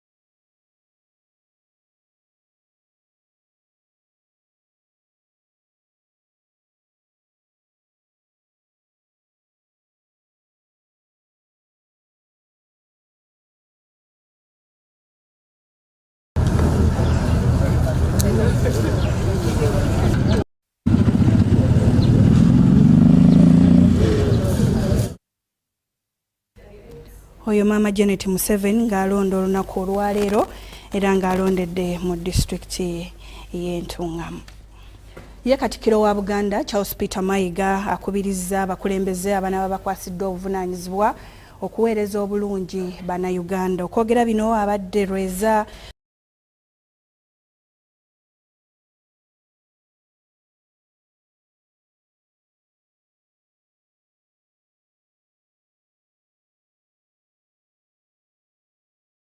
ku luguudo lw'Entebbe oluvannyuma lw'okulonda ng'ali ne mukyala we.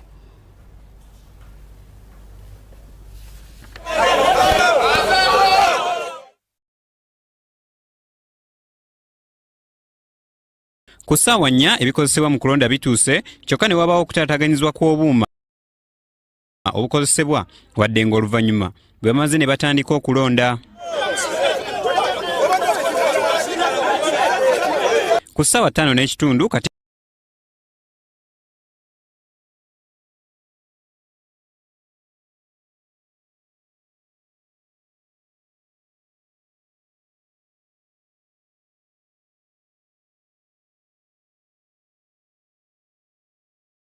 ne mukyala we batuuse ewalondebwa nga bawuubira ku balonzi kossa n'okubalamusa.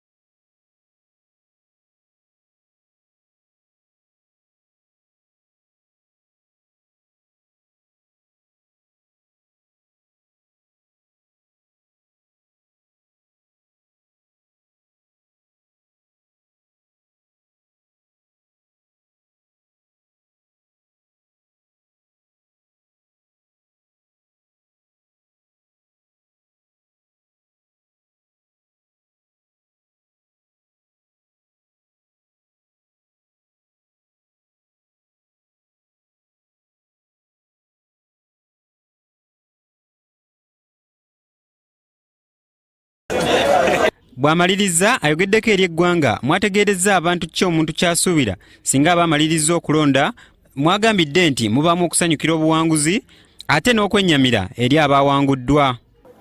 Naye okulonda kikulu, yeetegekera okujagamiza nnyo wabaawo awangula n'awangulwa.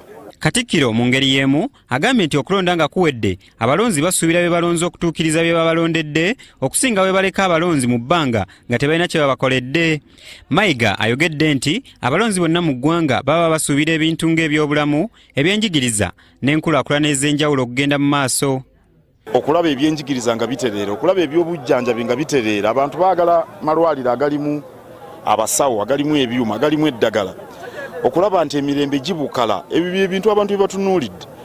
Wano ffe mu Buganda ensonga ssemasonga ettaano tetuzivaako, era bonna abalondeddwa ku bukulu obw'okuntikko ku bubaka bwa paalamenti balabe nga ebiruubirirwa byaffe babissaamu ekitiibwa. Ebyo bye tusuubira mu abo bonna abanaabawangudde. Mu kifo kino awalonderwa, Katikkiro yeebazizza abalonzi olw'obukkakkamu. Ne bw'obaayo yonna ky'otama nnyangu ereetawo ebyo, wabula naawe akakiiko k'ebyokulonda amagezi okutereeza mu nteekateeka. Ebyokulonda kalina bingi ebyokutereeza. Ndowooza ebyuma bino ebya tekinologiya byajja kikeerezi, okwegezaamu kwayo ekiseera tekimala. Naye ate tekinologiya oluusi bw'abeera, ffe abakozesa ebyuma bikalimagezi kompyuta, waliwo olwogenda ku kompyuta abaamu enkenyera, naye ng'ekikulu mu byonna bantu kulonda ebyuma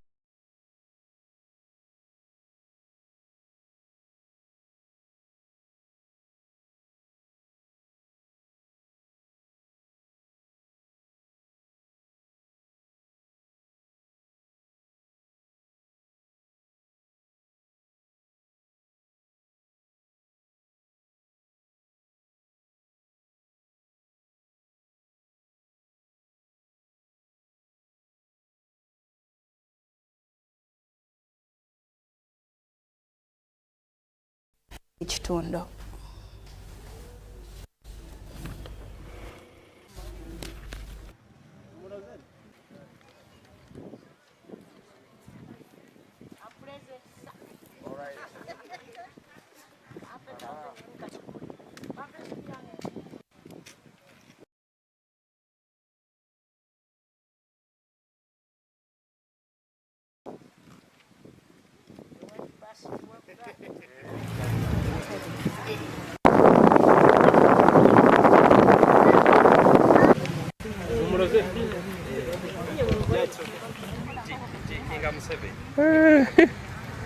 Kange kubanga dembe lyange nga Munnayuganda, dembe lyo nga Munnayuganda si wa constitutional right okulonda omukulembeze gw'oyagala.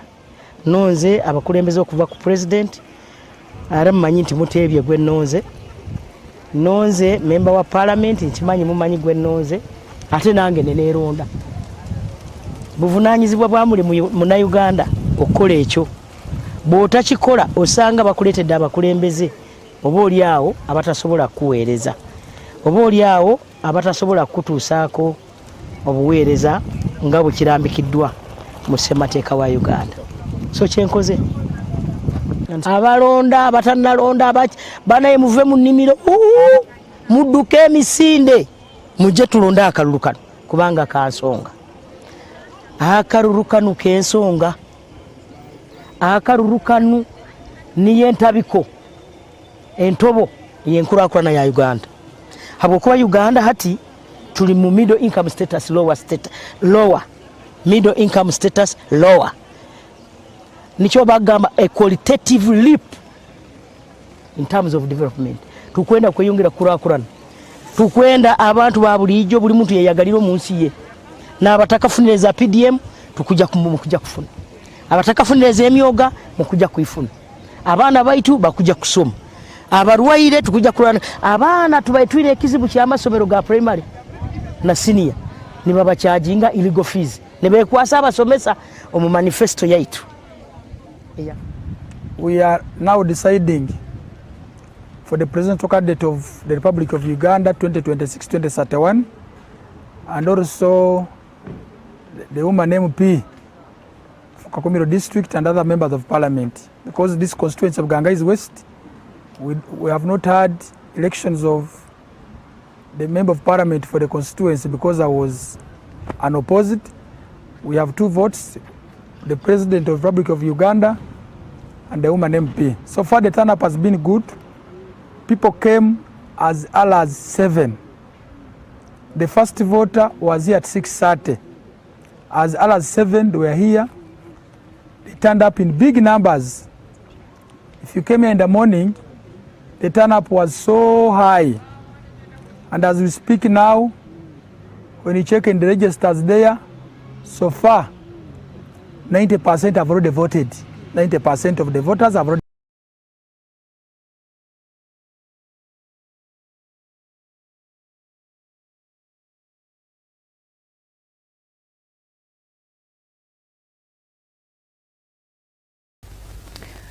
Wow, kakati tugenda kwegatta ku munaffe Jethro Kasai ali ewategekeddwa okubalirwa obululu obw'eggwanga bwonna era agenda kubatubuulira embeera eyimiridde etya biki ebigenda mu maaso era katwegatteko Jethro Kasai.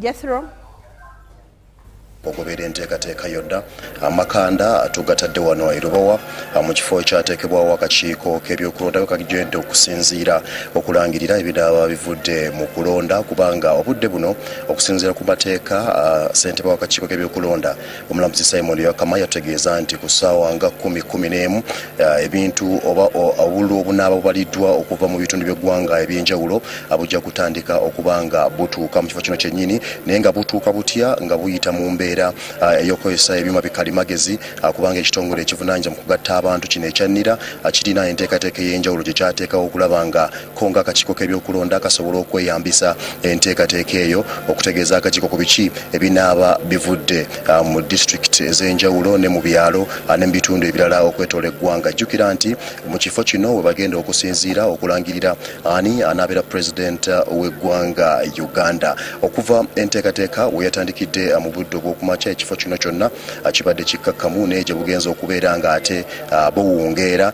Tutandise okulaba ate ku deployment nga yeyongeddemuko okuva mu bitongole ebikuumaddembe military police nayo weeri nnyo, poliisi weeri, bannamagye teekako n'abamakomera bonna ekigendeerwa kyakulaba nga bakuuma emirembe mu kitundu. Jjukira akakiiko k'ebyokulonda ne poliisi baavayo ne bategeeza nti bagenda kuba mwaganya gwonna muntu yenna alowooza nti obaoli awo anaatabangula emirembe. Kakati olunaku olwaleero akakiiko k'ebyokulonda komishoni yonna abakulu abakola akakiiko nga bakulemberwa omulamuzi Simon Byabakama emmotoka zaabwe zatandise dde okutuuka akabonero akalaga nti obaoli awo obudde bwonna bajja kutandika okututegeeza ku biki ebinaaba bigenze mu maaso. Abaali bagoberera okulonda okwasembayo mu mwaka gwa 2021 bw'obujjukira bulungi mu mwaka ogwo twali mu bitundu by'ekyambogo nga tubaweereza era enteekateeka yali yeefaanaanyiriza ng'egenda mu maaso wano olunaku olwaleero. Simon Byabakama ajja kuba ajja n'abantu be okutegeeza omuzungu kyandiise update ku mbeera bw'enaagenda okuba nga ate etambula ku biki na bubaka ki obunaagenda mu maaso n'okuba nga butuuka okusinziira mu kaseera akagere akanaaba kateereddwawo. Kakati ekyo kyetusinze okulinda okulaba kinaaba kitya, banaakireeta batya. Bannayuganda balina okuba nga ate beekuumira ku UBC ne Star TV okulaba nga ate balinda obubaka obw'enjawulo. Mu kiseera kino omulamuzi Byabakama ye yekka akkirizibwa kaakati okubaako nekyategeeza eggwanga ku nteekateeka egenda maaso olunaku olwaleero kubanga wiiki ze tukubye emabega akakiiko kaatubuulira nga beeteeseteese obulungi enteekateeka nga bwe zitambula obulungi n'okulaba nti bannayuganda bamanya ekituufu ku kutya bwe basaanye okuba nga ate bagoberera ebirina okuba nga ate bikolebwa olunaku olwaleero.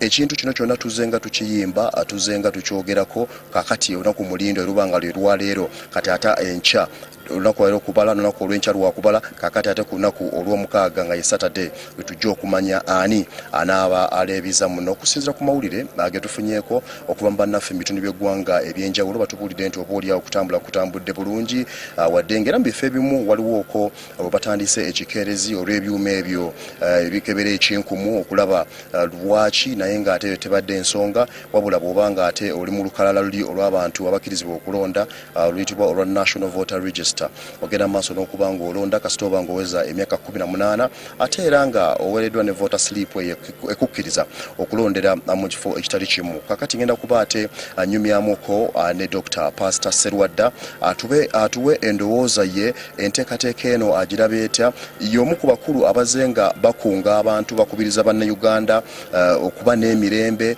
okulonda nga tewali kavuyo obubaka obwo kubanga jjukira bannaddiini bano bakola kyamaanyi nnyo okulaba nti obubaka bwe batuusa ku bantu basumba abantu bangi. Kakati gwe munnayuganda oba osaanye okumanya ku kiki ekisaanye okubeera nga kikolebwa. Dr. Pastor Serwadda Nsabojje oyogereko eri eggwanga oli butereevu ku UBC TV mawulire gaffe UBC leero eggwanga lyagala okumanya oli munnaddiini muzenga muyisa obubaka bungi eri eggwanga Uganda eri bannayuganda bonna okulaba nga olunaku olwaleero bakola ekyo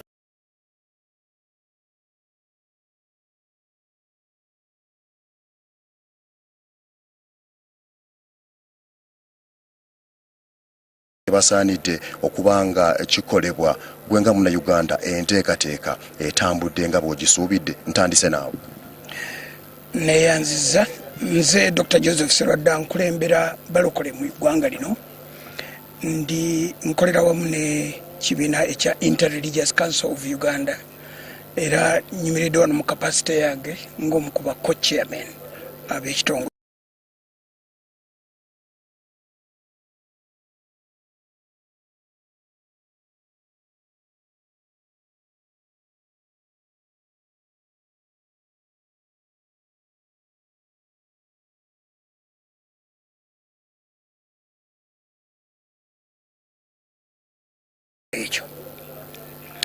Saabalabirizi Samuel Kazimba Mugalu mbeere observer mu kulonda kuno naye ng'oggyeko ebintu ebiri technical ebyatutabukidde ku makyawo nti ebyuma ebyali biteekwa okulaga abalonzi amannya gaabwe n'ebifo bye balondera okuba nti byatutabukidde naye bisigadde nze sirabyewo buzibu kubanga abantu nze yonna gye mpitidde babadde bakkakkamu babadde baagala kimu kyokka kuba kalulu kyokka kibadde kibaluma nga babalwisa temujja kkakuba nze nkakubya essaawa nga zigenda kuwera 6 ngibulira ekikanga 5 zokka naye nga yonna gye mpitidde abantu badde baagala kimu kyokka kuba kalulu kaabwe boogera omutima gwabwe. So sirabyeko ku bantu bawuggana abayomba abavaamu amaloboozi amasongovu sibalabyeko nedda.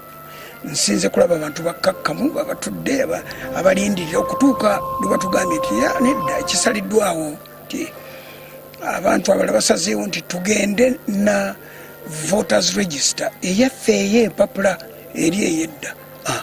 Kakati awo kitegeeza bakebera erinnya lyo ne bakusangamu era wente bwenkubya akalulu. Dr. bwe twali tumalako omwaka mwategeka okusaba okutali kumu naye ng'ekigendwa kyakulaba nti bannayuganda babeera n'emirembe essaala eyo gye mwasaba tukitwale nti etuukiridde. Katonda yatuzeemu lwa bintu bibiri. 1 okuba nti tutuuse wano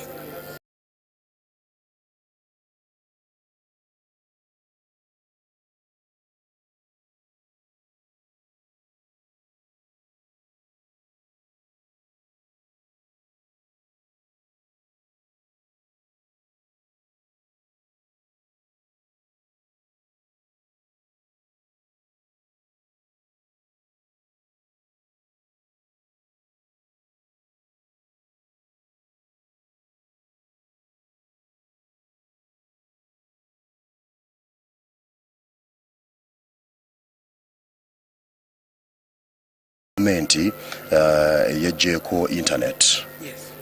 Simanyi buti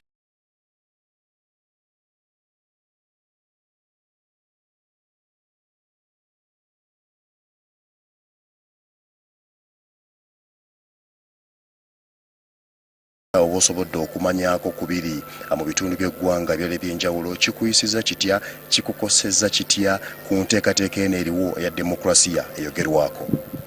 Okujjako internet kikosa kubanga tubadde tugimanyidde olw'okuba nti yenkola y'emirimu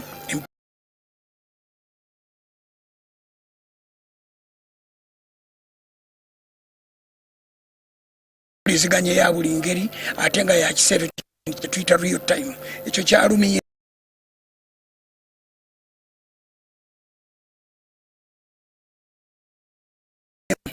naye okigeraageranya ne magnitude ya exercise mwe bakoledde ekyo n'ogamba akoze eki kino lwaki bakikoze bw'obeera ku sayidi yaabwe oyinza okubagamba nti balyose ne bajjako bw'obeera nguli ku sayidi yaabwe bw'obeera ku sayidi nayo oyinza okuga nti abakoze bubi naye nze ndowooza si mulimu gwange kakati okukola judgment kubanga bulijjo intaneti ebaddewo ate nga kwogererwako ebintu ebyengeri ez'enjawulo n'olwekyo ekyo nkibalekedde nze kyannumirwa kubanga kati siwuliziganya n'abantu bange mu ngeri eyo nakoseddwamu naye bwe kiba nti kyekinaleeta emirembe tugende n'ekyo kubanga n'okuwa olunaku olulamba noga nti kati eno public holiday abantu basigale eka nakyo gwanga teriyo ebintu ebitakola olw'okuba ofiisi ziggaddwa so a public holiday okujjako internet ne services endala okuziwummuza tugenda twetwalire mu kategori yemu nti wabaddewo ekisingo kino ne baki overriding Dr.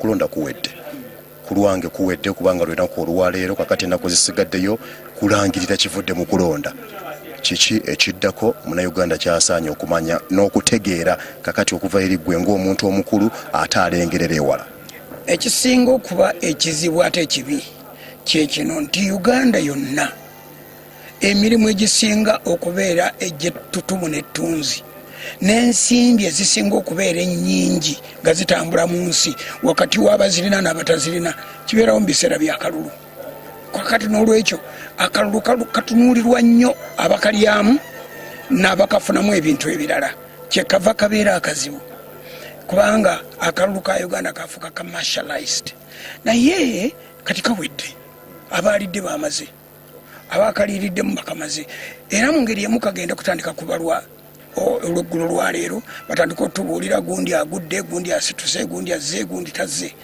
nze ekigambo kyaye kiri kimu kyokka akalulu si ke kasembayo obulamu bw'omuntu bonna tebukolebwa kalulu in fact offices olwaleero ku mikutu egimu egy'abantu abamanyi ebintu batugambye nti elective offices kati ezitadde eggwanga ku bunkenke ziri 4.4 gyokka 45,000 elective offices zezikoze akavuyo kano konna kati abo bwe batuvaamu ne bwe badda wali wabbali abasigaddewo tulina obulamu nga tebuliimu byakulonda omulimu gwo n'omulimu gwange tegwesimbye ku kulonda ffe tunyweze obumu emirembe okukolagana okussa ekimu n'okutegeera ti Katonda yalonda abantu ate yabagoba tweyanzege Dr. Pastor Joseph Aserwadde omuwulidde bulungi alambise ensonga ye na butya ye bwalaba ensonga zonna nga bwe zitambula akubuulidde kiki ky'osaanye okumanya ng'omuntu omukulu awaludde mu nsonga zino zonna kakati ffe njagala okukakasa nti tugenda kusula wano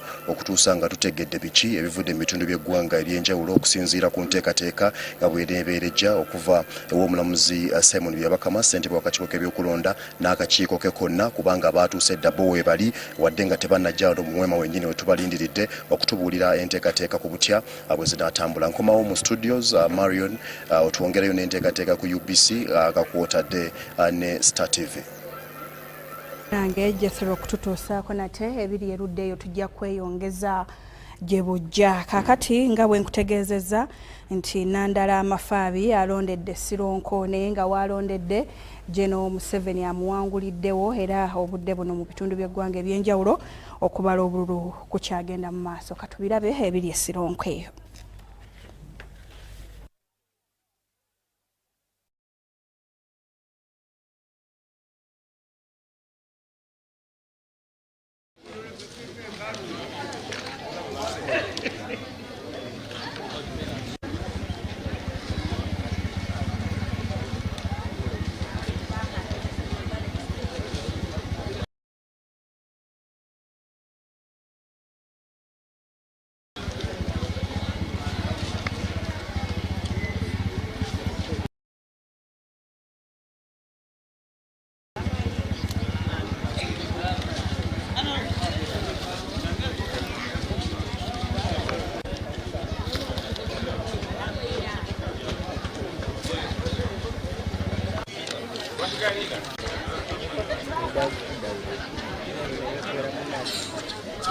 Nabo bakimanyi nti it's not allowed naye simanyi lwaki. Bwe lutuuse saawa mu kitundu nga tebyuma bagamba biganye batandise ne bagamba tutiikinga ebintu ne bagoba abantu ne batandika okukola ki okutiikinga ballot papers ne bagoba bagejenti baffe ne babajjako n'ebintu ebimu bino ebikwata ku opopula bw'abantu bwetwogerewa nakalole bukede yabakoze ki bakamaze abantu 6 bamaze okulonda by now wano mulabye nakobeera wano mulayini kasooke nze ekyuma kitwala daaka okutandika 5 n'okugenda mu maaso abantu bangi bali kujja wano bagamba olugalo luganye nange lwange luganye bwe lumaze okugaana mirundi 3 ne bateeka olugalo lwa wakati awo lwekaisemu naye aliwo bwe bagobye ekiseera kyembadde wano bakagoba abantu 11 bagenze kati bwe tugenda okumalira okulonda simanya abantu ekyo kikulaga nti ye Mukama byakoze bibye ebyuma byeyagula yateekamu sente ebyuma biganye abantu bakoze ababadde batese okukola emirimu bali wano tubasasudde kyekikulaga nti bya Mukama bani mukute ku bya bubbi yakabba sente z'omuwi wa muki wa musolo njagala kulaba gavumenti kyekigenda okukola bya Mukama yaleeta ebyuma nebigaana okukola kiki kyetumukoze sente zonze tesemu sente zetukoze tetesemu yomu omusolo zononese okujjako yakikola nga amanyi gwagenda okulonda yagenda okulangirira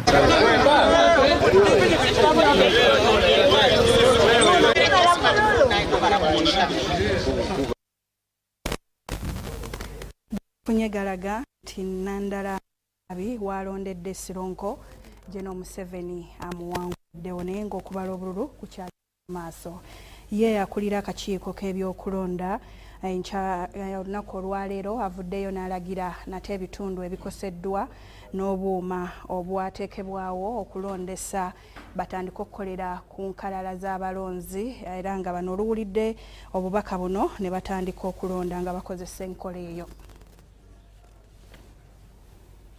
Nnyo era njagala kwebaza Abannayuganda bonna abakedde ne mugenda mu bifo ebironderwamu oba polling stations nga bwe twabalambika oba bwe twabategeeza nti polling stations zirina okuggulwawo ssaawa emu y'okumakya. Naye twafunye amawulire nti ebitundu ebisinga obungi obuuma bwaffe oba buno obukakasa oba ne bumanyiira omulonzi. You're sinking.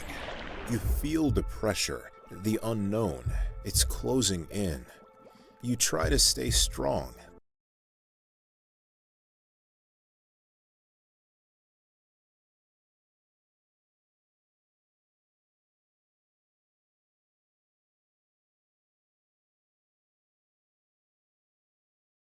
Wabuno obukakasa oba ne butanyiza enteekateeka z'okulonda mu bitundu ebyenjawulo era omusasi waffe Sula Kagugu babaddeyo bino nga bibeerawo.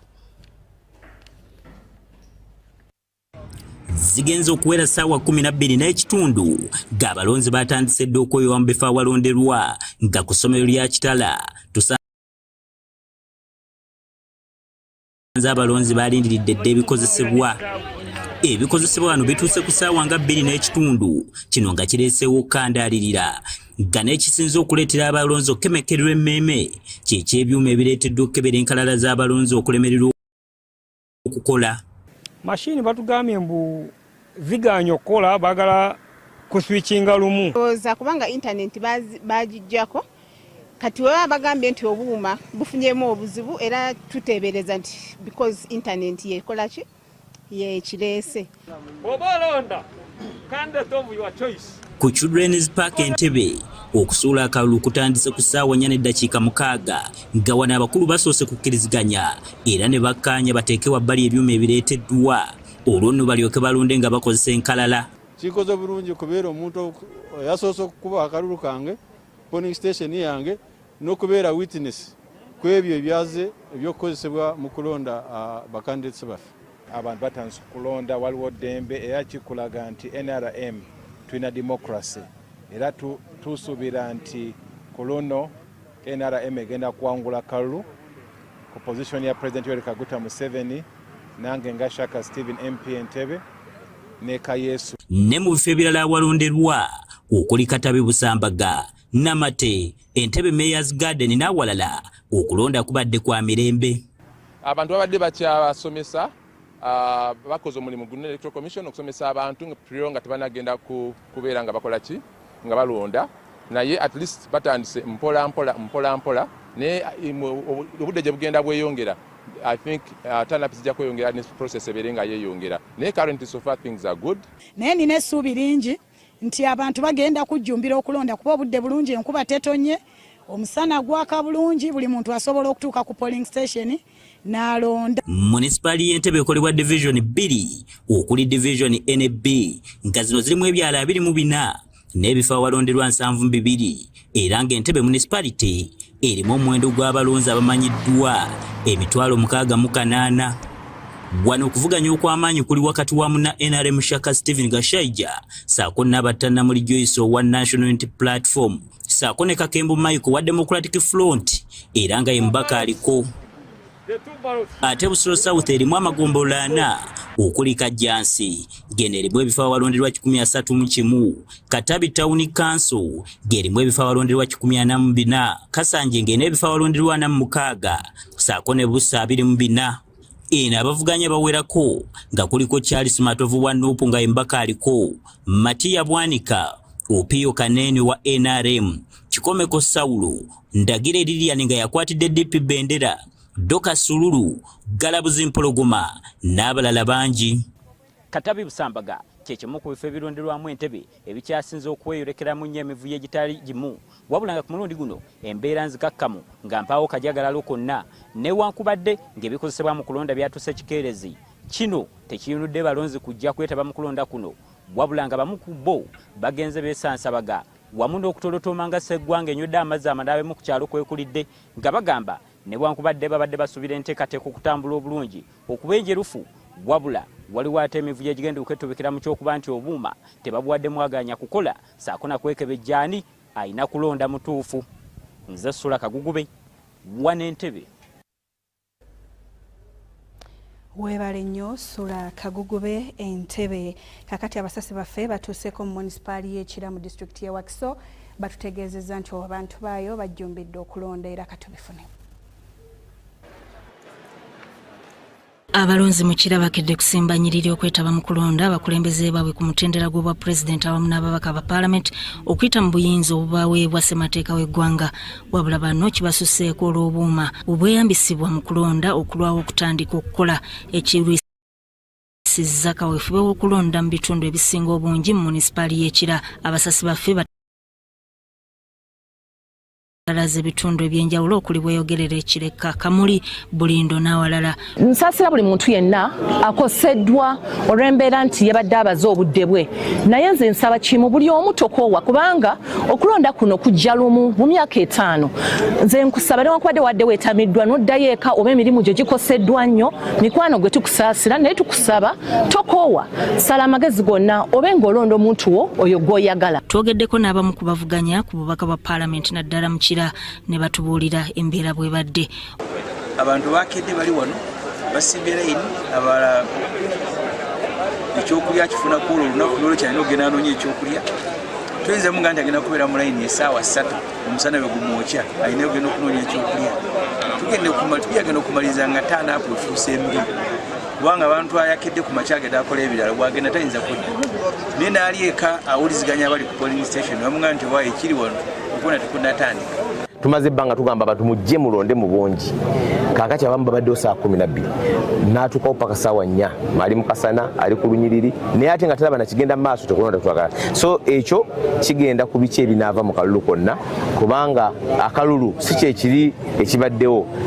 Sima abantu bebweyogera wano wendi abantu b'Ekira wano okutwaliza awamu olw'okusobola okujja mu bulungi batya okulonda era nebaza mwena stakeholders abakyenyigiddemu kasaba mukamba Katonda gitugenda mu maaso tusigale nga tulina emirembe n'okusinga ku gino. Okulonda mukira okutwaliza wamu kubadde kwa mirembe wadde nga kumaamiddwa okusoomozebwa kw'obuuma okulwawo okutandika okukola era ng'abalonzi baliko nabo bye bannyonnyodde.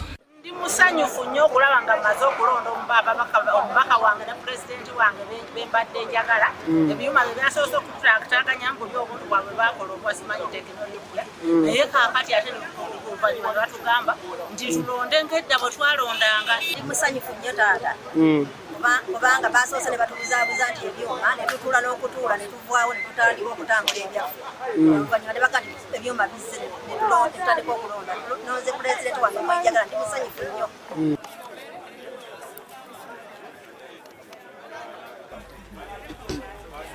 Weewaawo akulira oludda oluvuganya gavumenti mu paalamenti Ssenyonyi avumiridde ebikolwa eby'okukwata abantu bigenda mu maaso mu bitundu by'eggwanga ebyenjawulo wakati mu bannayuganda nga balonda abakulembeze baabwe. Ssenyonyi ategeezezza bannamawulire wano mu Kampala nti bannakibiina abakwatibwa mulimu n'abakulembeze ku mitendera egy'enjawulo mu kibiina kya National Unity Platform. You have to be close to witness this, okay? Mugombola Nakawa ku ssomero lya Mbuya Primary School ekisangibwa mu Nakawa East Division ku bifo by'endwamu okuli n'Embuya Upper Polling Station. Jeno Katumba Wamala nga minisita w'ebyentambula mu ggwanga asiimye abalonzi olw'obujjumbize n'okubeerawo obuvunaanyizibwa ne batuukiririza mu bungi ekyo ssemateeka kyalagira ekyokulonda abakulembeze baabwe. Wache twagala ffenna kugenda mu maaso sirowooza nti waliwo ayagala okudda emabega ffenna ekigete ne bw'oba okola ng'omuntu okola ogende mu maaso n'eggwanga tulina litwala mu maaso n'olwekyo mugende mulonde abakulembeze abanaatwala eggwanga lyaffe mu maaso mulonde nabwegendereza ate mulonde nga mulonda omulamwa omuntu alinamu omulamwa ogw'okutwala eggwanga lyaffe mu maaso. Mu ngeri emu akulira oludda oluvuganya gavumenti mu paalamenti Joel Besekezi Ssenyonyi zibadde zikunukiriza okuwera ssaawa 8 n'atuuka mu kitundu walondera ku ssomero lya Kyanja View Primary School ekisanga mu constituency ya Nakawa Division West. Oluvannyuma lw'okulonda ono ayogeddeko ne bannamawulire era n'ategeeza nga bafunye amawulire agabakuumaddembe abakuta abantu baabwe omuli n'omumyuka w'akulira ekibiina ki NUP mu bugwanjuba bw'eggwanga Jole Jacqueline Tumushaba. Wabula ono alina essuubi nti wakubeera waggulu mu kulonda kuno. Nti munange gavumenti yaffe n'ebitongole ebya gavumenti byonna ebisinga obulagajjavu bungi bye bakola tebabimanyi bakola gadibenga lye kati akavuyo kabeerawo bwe katyo. Kati akakiiko k'ebyokulonda kalinga akagamba nti kategedde nti waliwo okulonda wiiki ewedde naye babadde n'emyaka 5 mirambirira okwetegekera akalulu kano naye akavuyo akabaddewo. Kati faawamu ziizino ssaawa 8:30 naye nabadde nina kulonda ssaawa 4 naye nagambye enga bwefuna amasimu eno wali akavuyo eno bitabuse naye akansoke neetoololemu mu kwetooloola bumashini bonna bufu ba agenti baffe babagobaganya. Kakati nosanga nti ba agent abalina okubeerawo ku baffe ba candidates era n'atunula wali mu voters register n'alaba nti kakati omuntu anaze okulonda ye mutuufu ali ku register agenda alonde naye ne babagamba amubeere eri ku mabbali tubagala wano abo babasibye n'okubasiba lwakulemerako nga bagamba bannaye tulina okutuula okulaba nti alonda yenyini ateekeddwa okulonda babasibye. Wetuvudde mu kifo kino ng'abantu abasinga obungi babadde bamaze okulonda era nga bangi bagoberedde ebiragiro eby'obutasigala mu bifo we balondera. Ndi Robert Katamba. Webale nnyo Robert Katamba olw'emboozi eyo kati katwolekere Nakawa East naye tulabe okulonda bwe kugenze mu maaso. Uganda ekedde kulonda president n'ababaka ba parliament ku mitendera egy'enjawulo. Twebasa Mukama era nsaba nti bwe muli mwenna mukume eddembe n'emirembe mulonde ate nga bwe batugambye londa oleka balonde okumewo luvannyuma okulaba nti babala obululu bwa candidate bwo. So Mukama mpero omukisa ate mubeere bulungi. Mbeera erikamu tewali confusions wadde nga okulonda kutandise late naye mbakubiriza mwena muje tulonde ate ogumikirize wadde omusana wadde line mpanvu ogumikiriza osobole okulonda ate tuleme okulwanagana tuleme okuleeta akavuyo. Okwetolola Makindye embifo awalonderwanga Namuwongo Yako Zoni zigenze okuwera ssaawa emu nga twagumbye Denfo. Kyokka okulonda wano kutandise kikeereza ekijja abalonzi abamu mu mbeera. Wano siraba kiriwo ab'ebyokulonda sibalaba abakola ebyokulondesa n'abapulingi agenti bokka. Wano Namuwongo naye obuzibu bwe tusanze mu nsonga y'okugamba nti okulonda ebiseera biri twalonda twakeera naye kakati obululu bwo tetunaba kutandika kulonda ate bagamba nti tukoma ssaawa 10 kakati olwo ssaawa 10 abantu bakedde tetunaba kulabako engeri y'okulonda etambula etya. Tetuli basanyufu tutuuse bwe tulondera empapu gundi tugoberera ABCD naye kati babikyankalanyiza bano bali eno n'okulonda mu kutwaliza awamu ku luddewo. That's all for me. Makindye obuumu obulondesa bwekyanze abalondesa ne badda ku nkalalero okulonda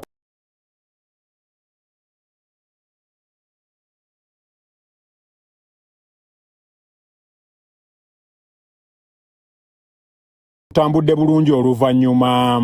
Akakiiko k'okulonda kasoose kulamika ba agenti b'abeesimbyewo n'abajulizi 10 okwetegereza oba ddala obukonge buliko siiru olw'okulonda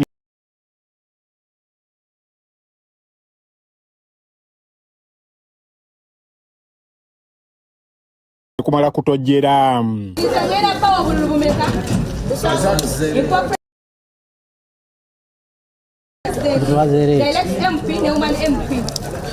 Enegundi esooka wali eri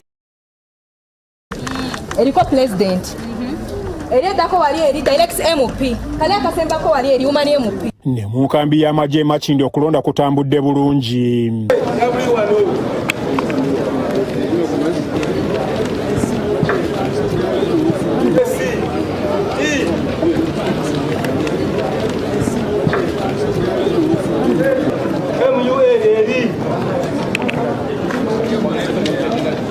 Enakawa Division East abavuganya bali 12 omuli n'omumyuka w'omwogezi wa NUP Alex Waswa Mufumbirwa eyasibwa nga buli omu awera kuwangula kalulu.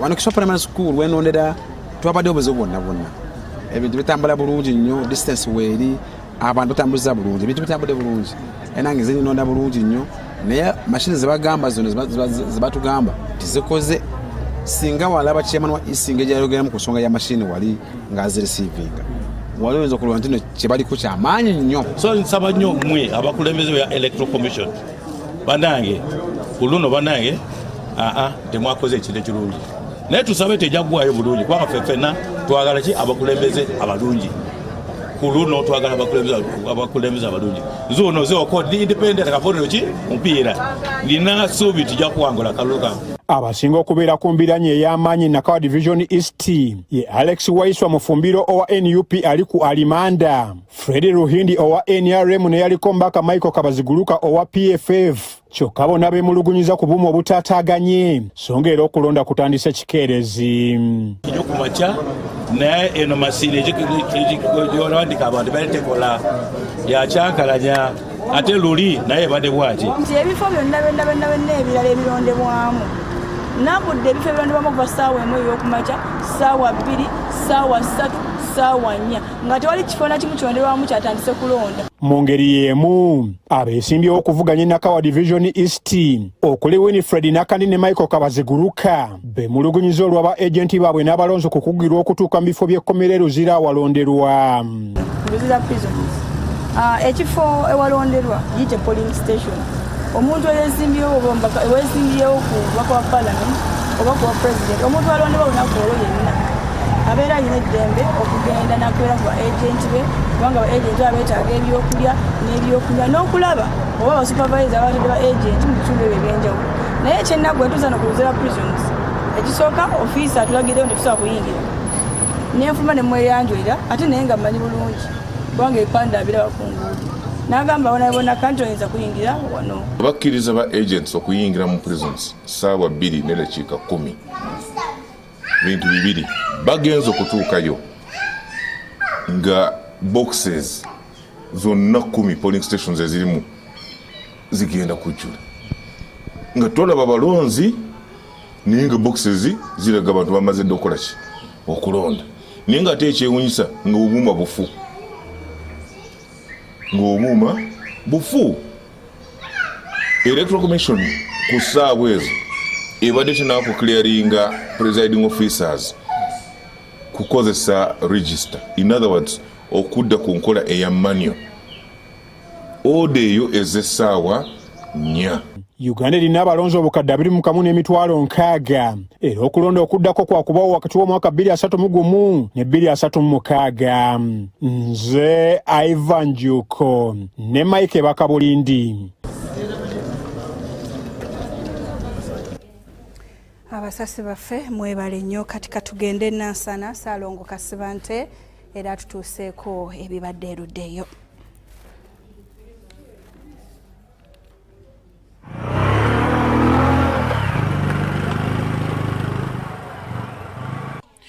Zigenzo okwera essaawa 12 ez'okumakya ng'abalonzi mu bifo ebisinga obungi mu munisipaali ey'e Nansana mu disitulikiti y'e Wakiso batandise okweyiwa mu bifo okulonda omukulembeze w'eggwanga n'ababaka mu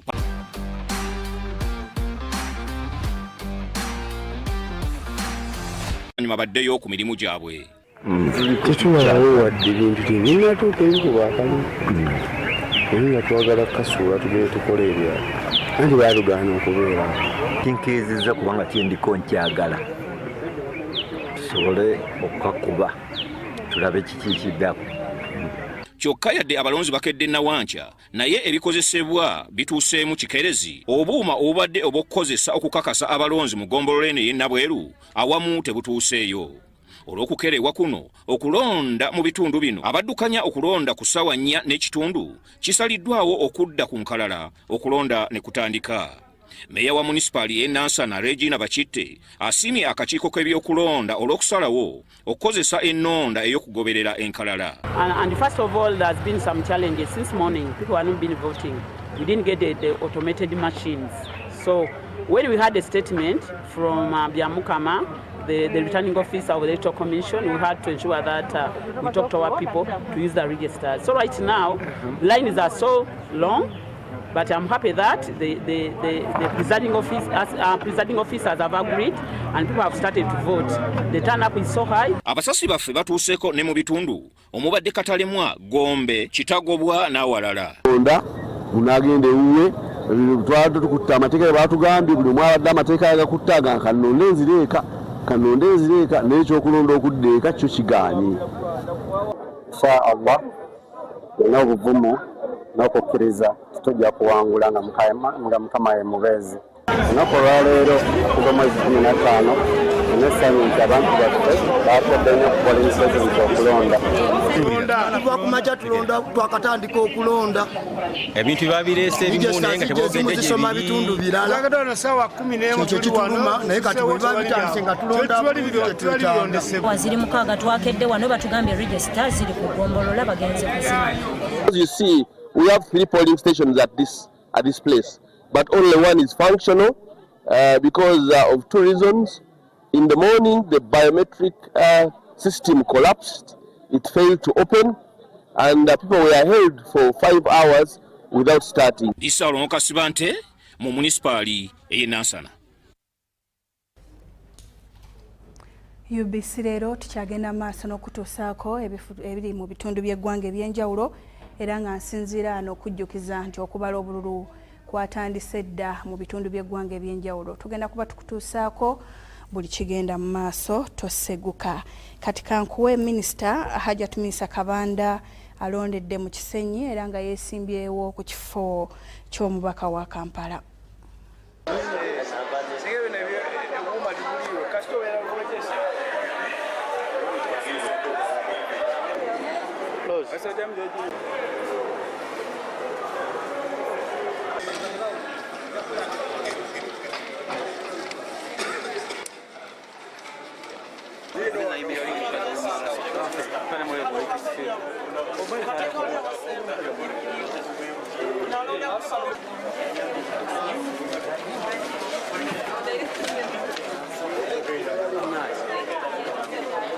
Kuba nze ndeka voter slip kange kumala okufuna ka voter slip bansomye erinnya lyange mweri mu register nenonda kati ngenda kuddayo awaka kubanga sisobola kusigala wano nga mmaze okulonda. Nja kudda ku ssaawa 11 nga basoma. Kisooka ddala wano wembeera wenva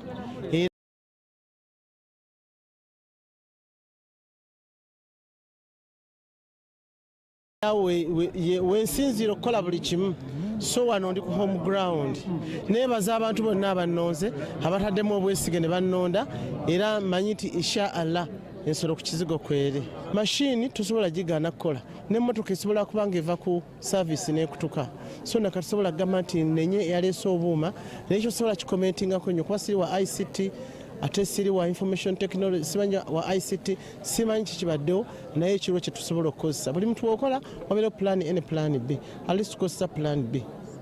Okubaza nadde njagala nnyo okukozesa obuuma abantu balaga amazima nti oba tulina obuwagizi oba situlina buwagizi. Singa oba nga olondeddwa kifaananyi kikyagala okulaba Kampala abirimu. Okera ku kutereeza Kampala. Ojja kumbuza nti badde minisita naye sibadde MP. Ebizibu by'abasuubuzi mbimanyi, eby'obutale mbimanyi, eby'abavubuka mbimanyi, ebbula mirimu mbimanyi, byonna mbimanyi nga munna Kampala. Kuba gwe olaba nti wano wembeera wakati wa bizibu. Buli wosanga tulina mirimu tetulina bino ebituluma bye bino buli kimu kingi nnyo. Wano wembadde emyaka gyonna era nsuubira tebagenda kutiikinga bubi.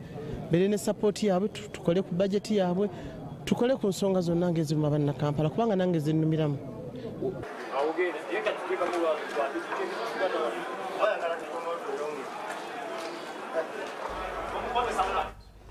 Butereevu kaakati katwolekere Nakaseke Rose Namayanja nga yamyuka ssaabawandiisi wa NRM naye alonze olunaku olwaleero.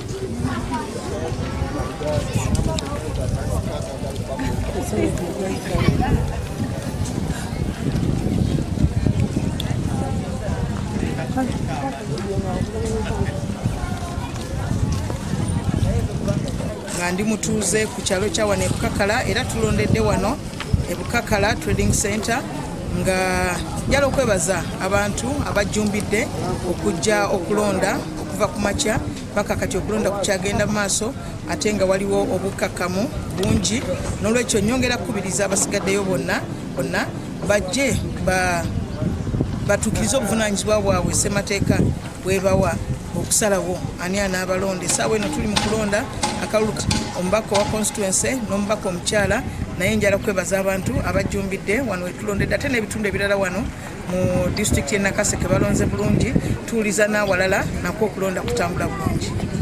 Tumaze okulonda naye kano kemulabye nga nkyabuuza ku bantu kizibu nnyo okujja ewammwe abantu ne bakuyayaanira ate gwe mubaddukako bulusi naye embeera bagimanyi basanyufu nnyo kyemanyi olwegwe tugenda kubeera nabo.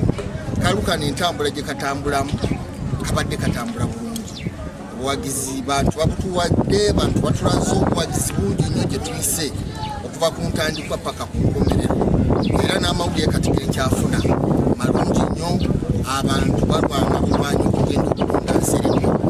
N'olwekyo ndi mukakafu nti akalukano ngenda kawangula ate nkawangulire waggulu nnyo naye kyensaba abantu bange abayayaana okunonda bamanye nti kati kano kalulu omuntu wemumala okumulonda afuuka mubaka wa palamenti w'abantu bonna ab'ekitundu ekyo kyennyini kyagenda okukiikirira.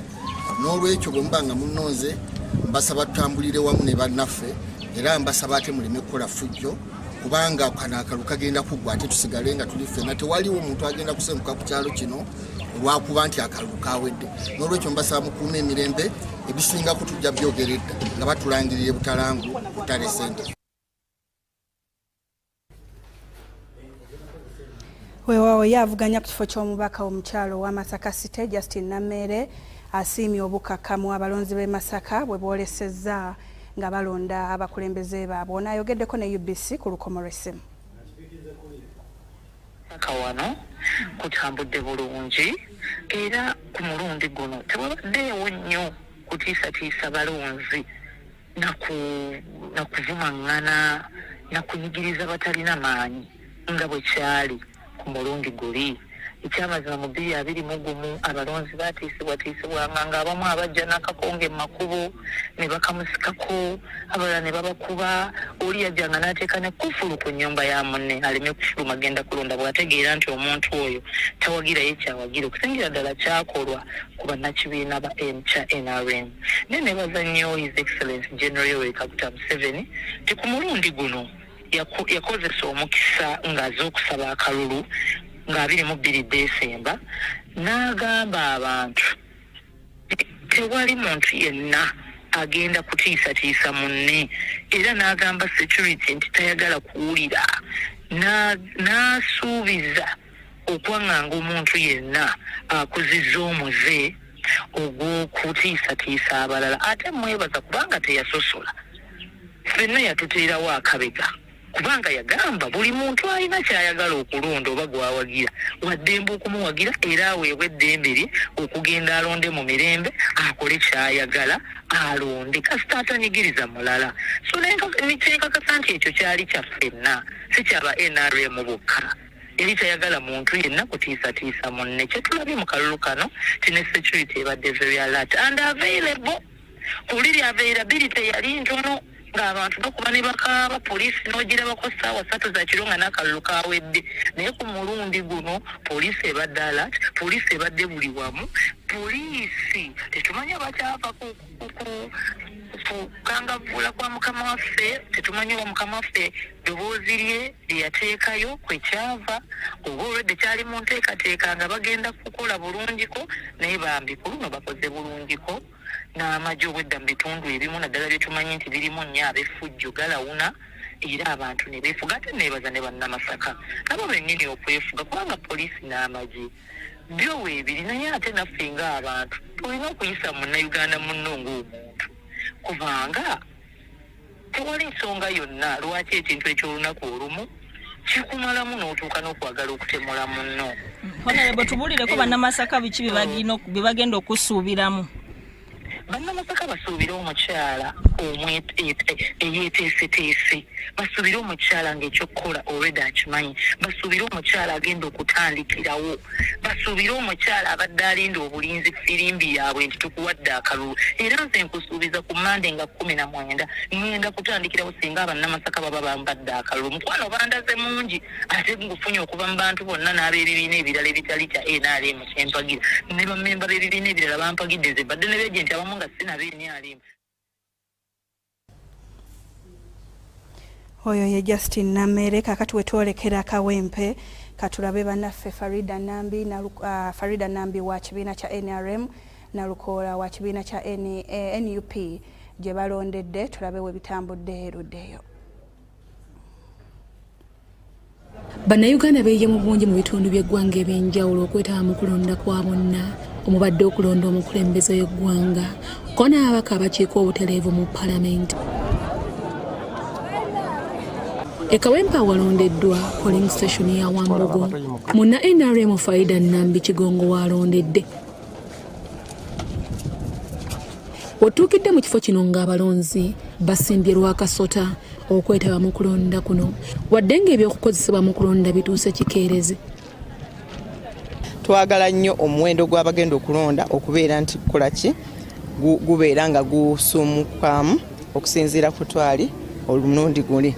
Wadde ng'ebikozesebwa mu kulondesebwa bibadde bituuse kikeerezi mu kifo kino, wabula babaddewo kalumanywera oluvannyuma lw'obubadde bukozesebwa okulondesa. Abadde babukozesa basanze akaseera akazibu okubukozesa ku balonzi.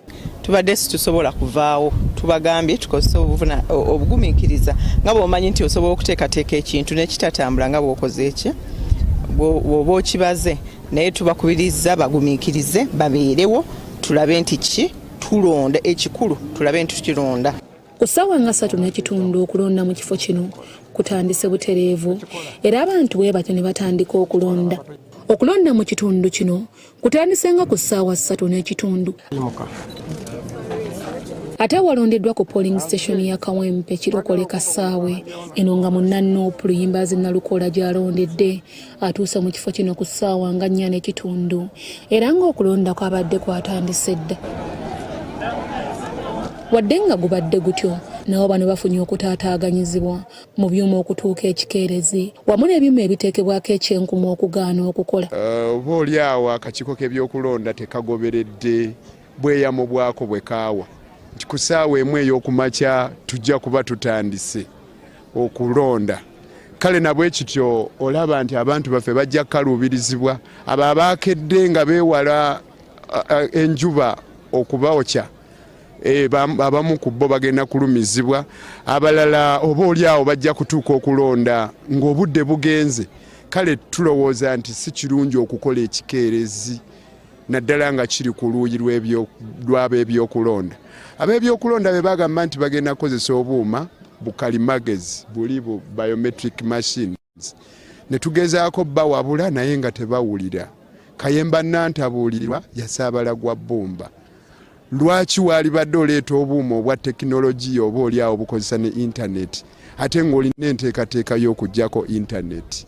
Eno nabo abalonzi mu kitundu kino babadde basimba ennyiriri okwetaba mu kulonda era ng'oluvannyuma okulonda kutambudde kinnawadda. Ssaawa 2:30.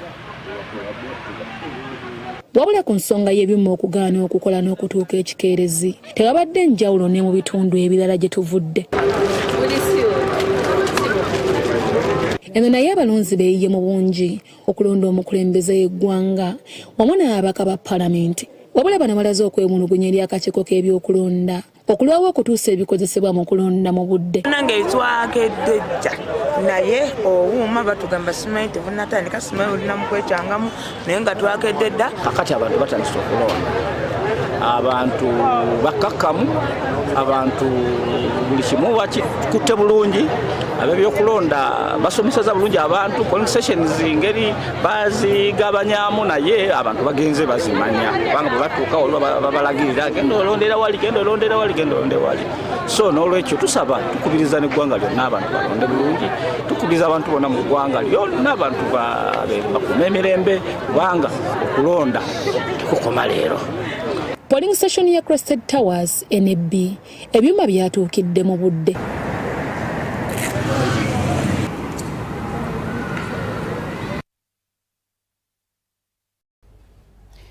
Butereevu ebyo nabyo tubirabyeyo omusasi waffe Irene Faith Nantongo olunaku olwaleero akedde kutalaaga bitundu by'omu Kiteezi ekisangibwa wano mu Wakiso okulaba engeri abalonzi gye bettaniddemu okulonda n'okusoomooza okw'enjawulo kwe basanze.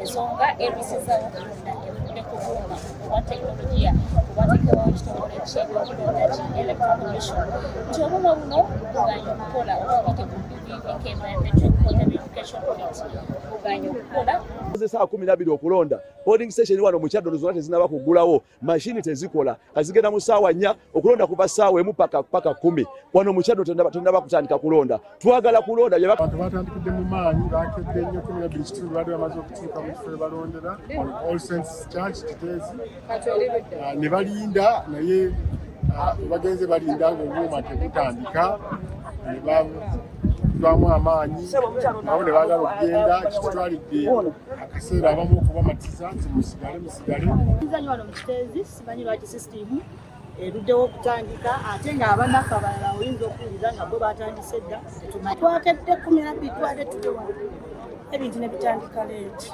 weziweredde essaawa 5 okulonda wano mu Kiteezi ku polling station eya All Saints Church kulabiddwa nga kutandise era abalonzi bazze mu bungi okusimba ennyiriri okutandika okulonda wabula bano babadde bennyamivu era nga boolina ebisongovu olw'ensonga nti baluddewo kubanga tebalonda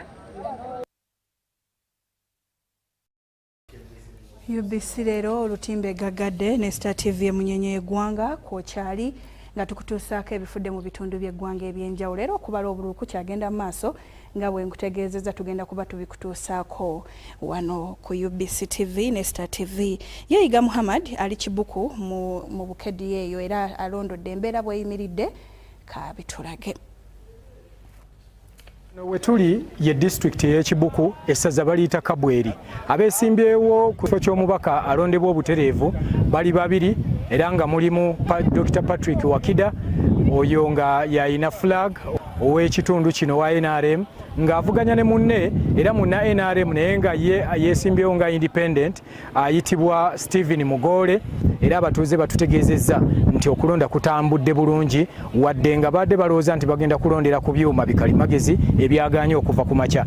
Ku byamashini ze tubali suppose okukozesa tumanyi oba kiki kyatuuseewo naye katulwaki nawe tukozesa register ng'olaba abantu ng'oyo bali mukola ndi ebintu bibadde bitambula bulungi era nga ffe wane constituency ya Kabweri twagira nnyo musajja waffe muzeeyi Kaguta Yoweri Museveni.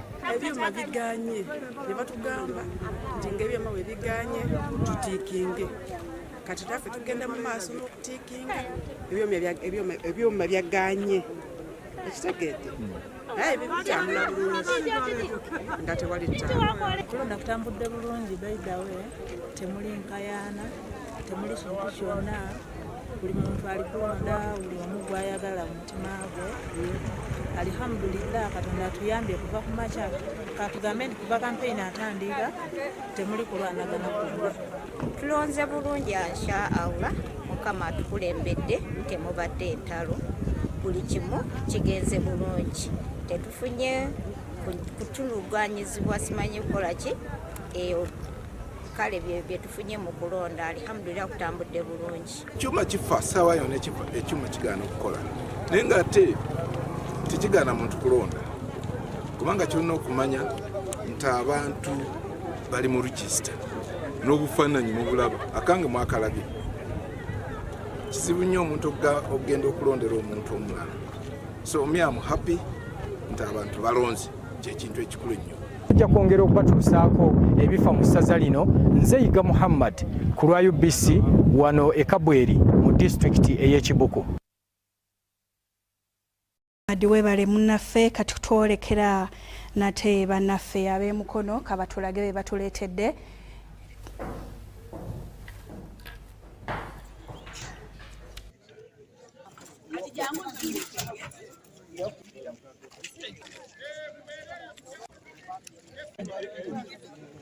Nti bye tugenda olondesa weebiri tebinaba kukwatibwako bupapula bwonna tugenda bubalaga titulina obutabo bwe buti era buubuno tewali kamaakingiddwako muntu yenna. Abakola enteekateeka z'abagenti ne batutegesa bubi kubanga singa wamanya nti ojja kubeera n'emmeeza 3 wali badde otegeka ba agenti ba mirundi 3 ne kakati bo bakulaga nti emmeeza ejja kuba emwegaba obululu kati bamaliriza babuspreadinze ne babuteeka mu bifo bisatu ate nowezo okulonda ne kutambula bulungi era nga sinnaba kulabayo kavuyo konna kaliwo okusinziira ku kyendaba ate nga nsuubira nsaba Mukama Katonda atutambuze bwe tutyo mpaka bwe tunaamalira okulonda.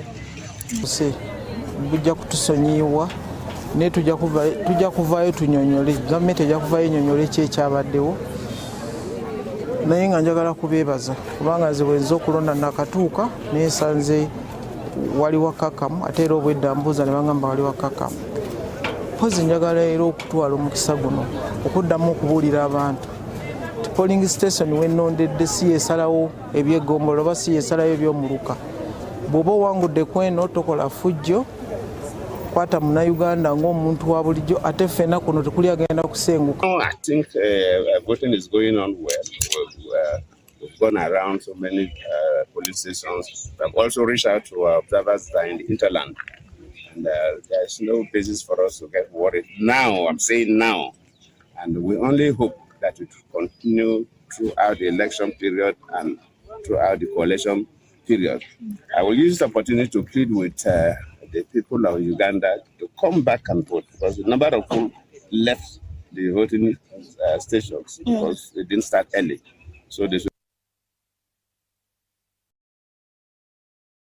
Weewaawo katulondoole ebibadde empigi mu Mawokota North ne Mawokota South.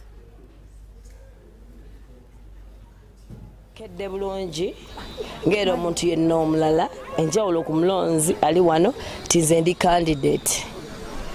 Kyensuubira mu kalulu kano okusinziira bwenkanoonyezza n'engeri nti obuweereza bwange obw'emyaka 5 ngezezzaako nnyo okujja mu bantu bange babadde bamisinga oluvannyuma lw'okumanya nti nze pulezidenti wange teyatula mu ntebe nemmanya mu nnaku mu ssanyu mu bitugatta ng'abakyala ngo. This holiday, give the one gift that unlocks both creation and play. The all-new Gigabyte Aero X16. Ultra thin.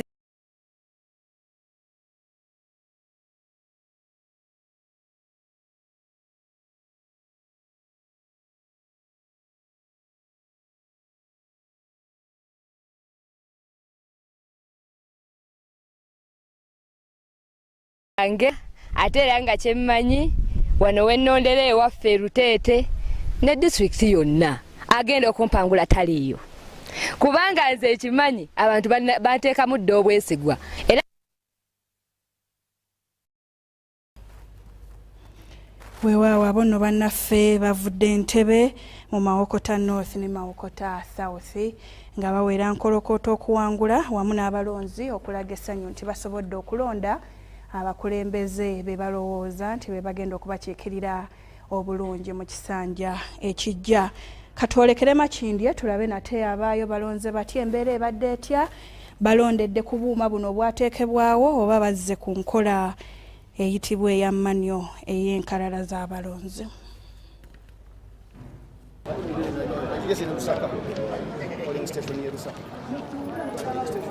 Olunaku omulindwa bannansi bulijjo lwe balindiridde ennaku z'omwezi 15 Januari omwaka 2026 okubanga balonda abakulembeze baabwe abanaabalamula mu Parliament sako ne mu State House. Kakati wano mu Makindye 1 Lusaka okulonda kwatandise mu budde era abantu bagenze maaso n'okubanga balonda era olumala okulonda nga batambula mukungujjo paka waabwe. Bategeezeddwa nti bakudda no ku polling station nga ziweze essaawa 10 olwo nno basobole okubanga babeera abajulizi nga bagatta ebivudde mu kulonda olwo deni babisindike ku district e Makindye.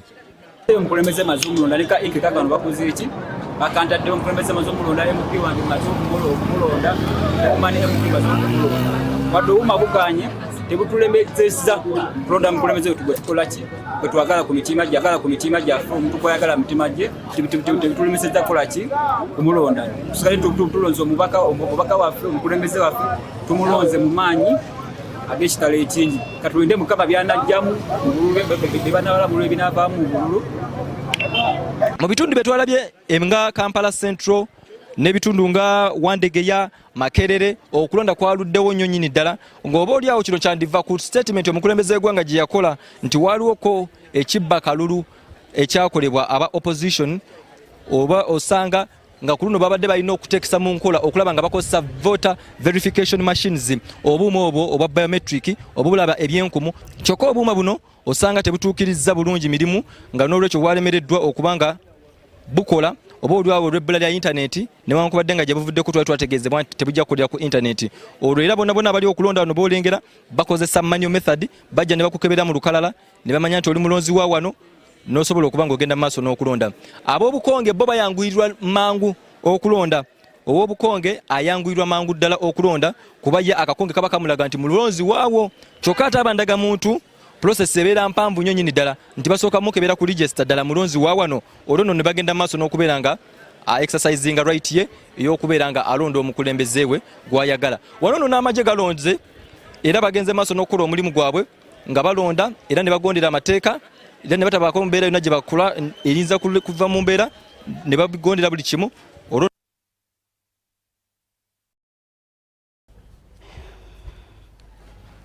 UBC leero Medad Lubega Segona kali amaggwa alondedde Nakasozi Buddo olunaku olwaleero wabula kinajjukirwa nti ono yajja ku kaadi ya bwannamunigina yanyumibwa kaadi ya NUP olwo nno ne bagiwa Mathias Walukaga oluvannyuma ate Mathias Walukaga n'awandulwa olw'obutabeera na mpapula za buyigirize zimala era katulabe Segona kyayogedde oluvannyuma lw'okulonda akalulu. etteeka ne lirambika singa ebyuma biremererwa singa ebyuma tebijja tuyinza kukola ki kati ekyo tebakirowoozaako kubanga pulezidenti yabagamba bamubba obululu ayagala byonna tukole n'ebyuma pulezidenti bwamala bagamba ebyo ne batandika okupapa kati tutuuse ng'ebyuma tebiriiwo naye ng'abali ku polling station tebalina buyinza busalawo tutandike okutuusa poliisi lwezze n'egamba nti efunye okukkirizibwa kaakati tutandike weebuuza ekibuuzo lwaki poliisi yefuna okukkirizibwa yandibadde presiding officer akulira ebyokulonda ku polling station n'afuna ebiragiro okuva eri mukama we akulira ebyokulonda mu muluka ng'omuluka akijje ku ggombolola wegombolola akijje ku district ekyo kya mukisa mubi kijja bayigiriza oluvannyuma okuyiga okutwebuuzaako ekyokubiri titugunjuke tusingeko wano wateekwa n'okubaawo enkola ey'okulondera ku computers ng'abantu tebeetaaga kujja naye kati wano tojja kulondera ku kompyuta nga ne internet baagiggyeko tojja kulondera ku kompyuta kubanga bangi tebamanyi kozesa kompyuta oluusi nga mwe muli n'abamu ku bakungu b'akakiiko k'ebyokulonda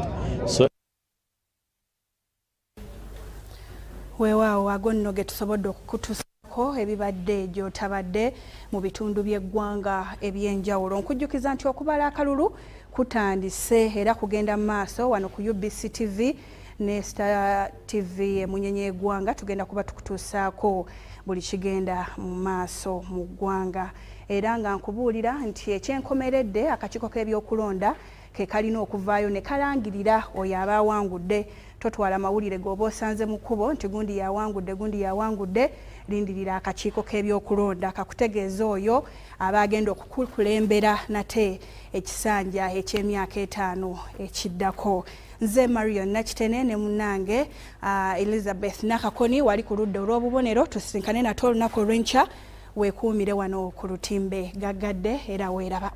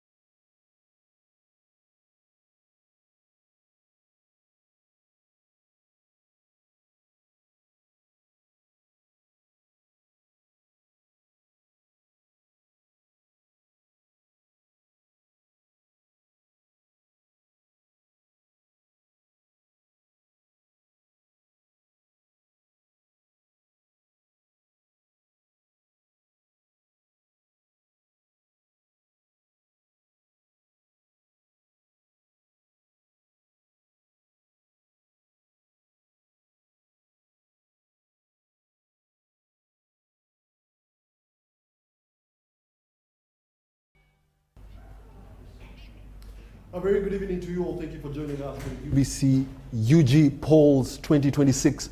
My name is Wadulo Arnold Mark, and I'm joined by Patricia Lekoma. And we're going to be taking you for the next 2 hours, right from 8 o'clock to 10 p.m., giving you the updates and also what has earlier been happening within various polling centers in Uganda. Across the region, we do hope that you're enjoying yourself, seated back. We know that you do not have internet, but we also know that UBC is covering you quite comprehensively. So I'll let Patricia take you away. Well, this is the day, Wadulo, that we all waited for. It is the day that we all anticipate. Elections are critical and fundamental. They are quite a fundamental expression of the will of the people.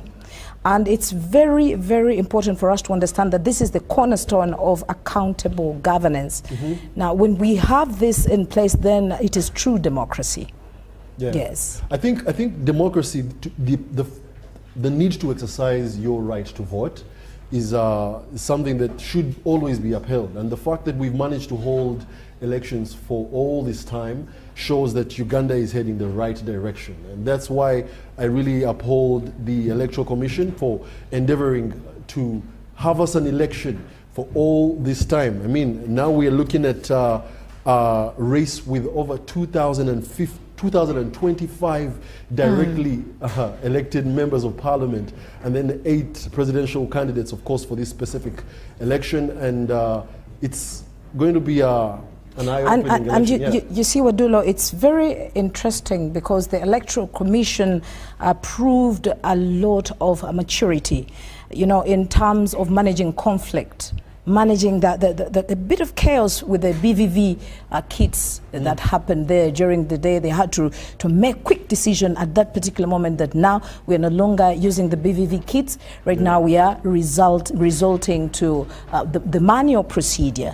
Everyone can cast their ballot manually. So that is very important. And we know that there is need to refine some of the procedures as the Electoral Commission and further enhance public confidence. And I think they gained that today. They gained the public confidence right from voter registration, nomination, polling, and you know, counting. Of course, we are waiting for the counting and declaration results when that happens. But as per now, we have a bit of confidence in the Electoral Commission. Of course, we do look forward to a comprehensive explanation on what happened with the BVVK kits, and we hope that the SATO provided me with the smart fresh toilets that I needed for my tenants because the exactly happened. We do have hints on what really happened, but we need a comprehensive report, and trust us as UBC, we shall be able to give you that report. And also do expect that some of our reporters are in various districts at various polling stations right now, and expect that we shall be giving you updates from the polling, the tallying that's happening, and you know, sharing a few results as they come in. So, Patricia? Well, we do have some updates here. The Vice President, Her Excellency retired Major Jessica Alupo, has exercised her right to vote. She commended the polling officers for the swift process she had experienced. Further, she guided voters to uphold discipline. Which is my camera?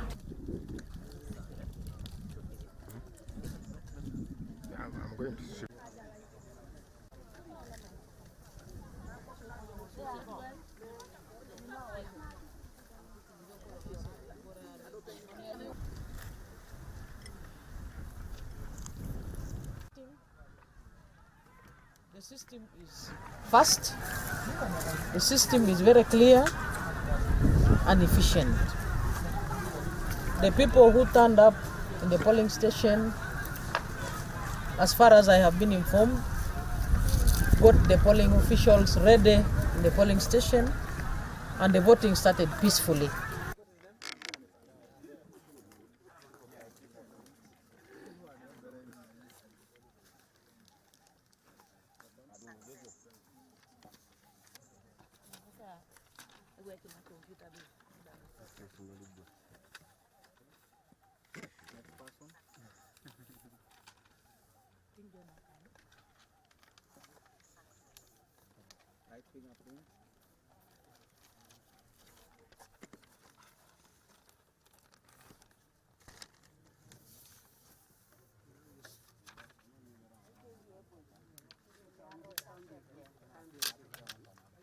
Don't leave it.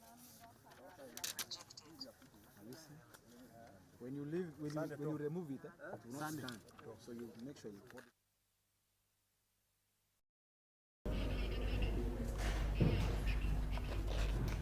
And more, the presidential and parliamentary elections in Kakumiro district went on smoothly without major issues, as apart from the delay of the starting to vote and resulting from equipment failure. The Prime Minister of Uganda, Robina Nabbanja, cast her vote at around 10:30 p.m. with high expectation of emerging as the winner for the position of Woman Member of Parliament for Kakumiro District. Now, Nabbanja voted in Chinena polling station at Kakeka Playgrounds in Kakumiro District. These are some of the highlights of what transpired. Yoweri Kaguta Museveni will be victorious at the end of the day. I will also be victorious at the end of the day. I expect victory. I expect victory after the exercise today. Why? Because we have come from far. Those of you who know Kakumiro in 2021, that road was not yet complete. The other road had not yet started. And now we have Tamaka roads in Kakumiro. Secondly, as you can see, that police officer was in a ramshackle structure there. We now have a permanent structure as a police post, a police station here.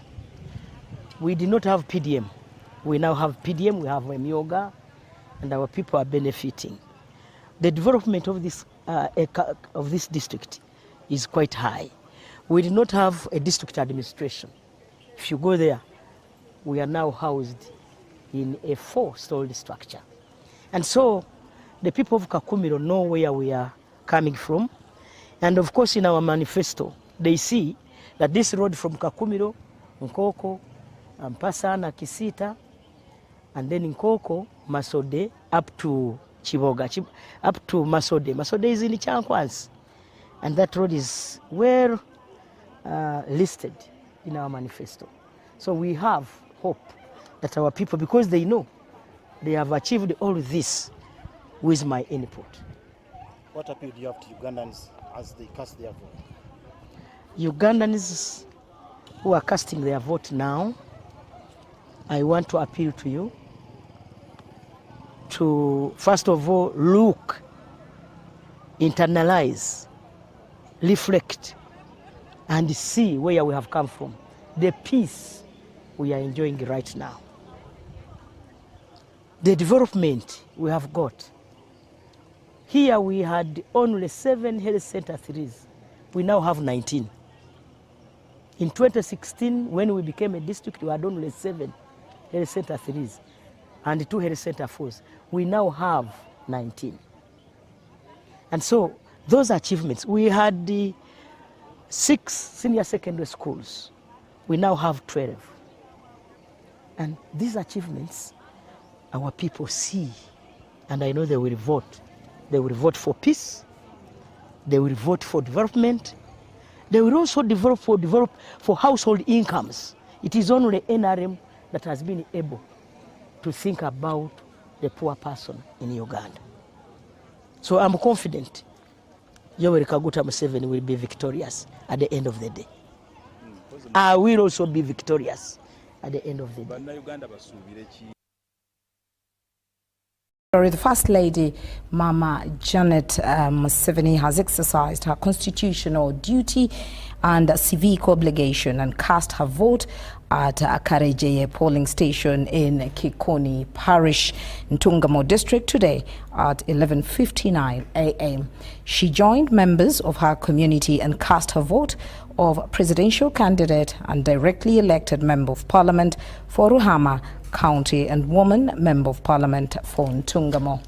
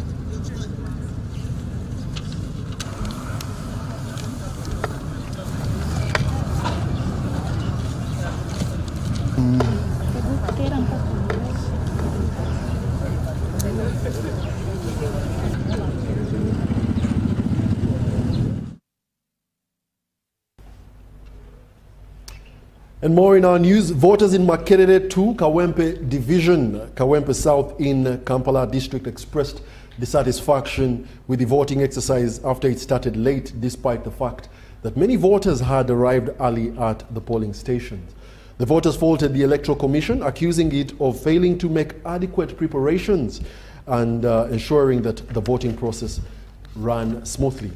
At this polling station, one presidential candidate, Munyagwa Patrick Munyagwa Mubarak Serunga and of the Common Man's Party also cast his vote, criticizing the Electoral Commission for violating electoral laws, especially by failing to deploy biometric voter verification machines. Our team was on ground. At exactly 7 a.m., voters in Makerere Zone 2C, Kawempe Division, had already gathered in large numbers at Community Center polling station. However, despite arriving early, the voters expressed disappointment since voting failed to start at the official time announced by the Electoral Commission. It is very unfortunate that we have not yet gotten the gadgets, and I call upon whoever is responsible. It is really so bad that people came in time, but up to now, people have not yet started voting. Tuli mu ssaawa 2 n'eddakiika 2 tewannabaawo kigenda mu maaso nga twesanze amabaafu tegaliiwo, amabaafu gazze ate n'ebirala tetumanyi bigenda mu maaso. So oba bayiro oba biki kati tetumanyi lwaki tuddira eyinza okulonda.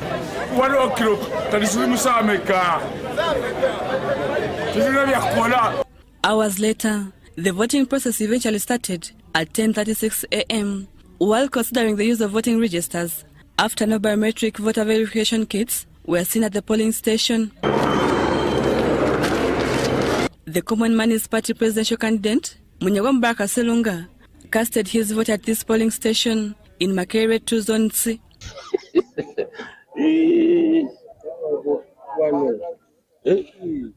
He cited that the Electoral Commission demonstrated a high level of negligence and incompetence by failing to follow electoral laws that require the use of biometric voter verification machines.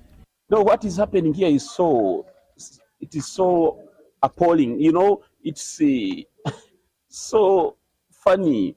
You know, position of the law says voting must be done through identification of voters' biometrics.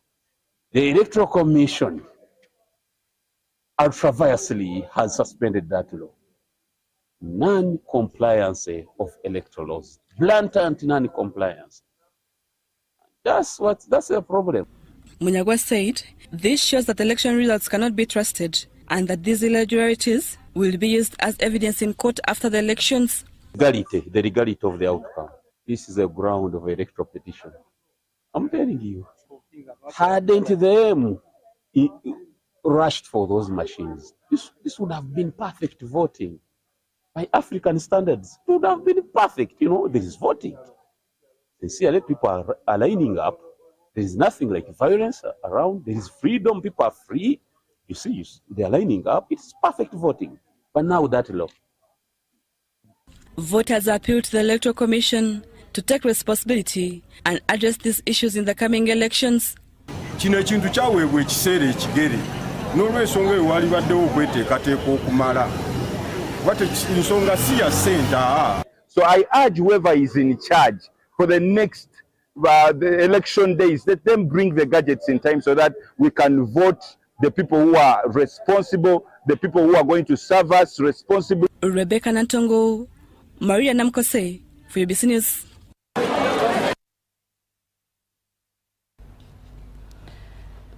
Now, moving ahead, Forum for Democratic Change, presidential candidate Nathan Nandala Mafabi voted at Buna Zomi chosen charge polling station, Busamaga sub-county in Sironko district. At this polling station, Nandala Mafabi got 146, and the Noops Robert Chagulanyi Sentamu got 18, NRM's Yori Kagutum 70 got 156, at Bunazomi chosen charge polling station, Busamaga sub-county in Sironko district, as per Wodumaga Violet returning officer. However, Mafabi expressed concerns over the delay in starting the voting exercise, which started at around 10:30 a.m.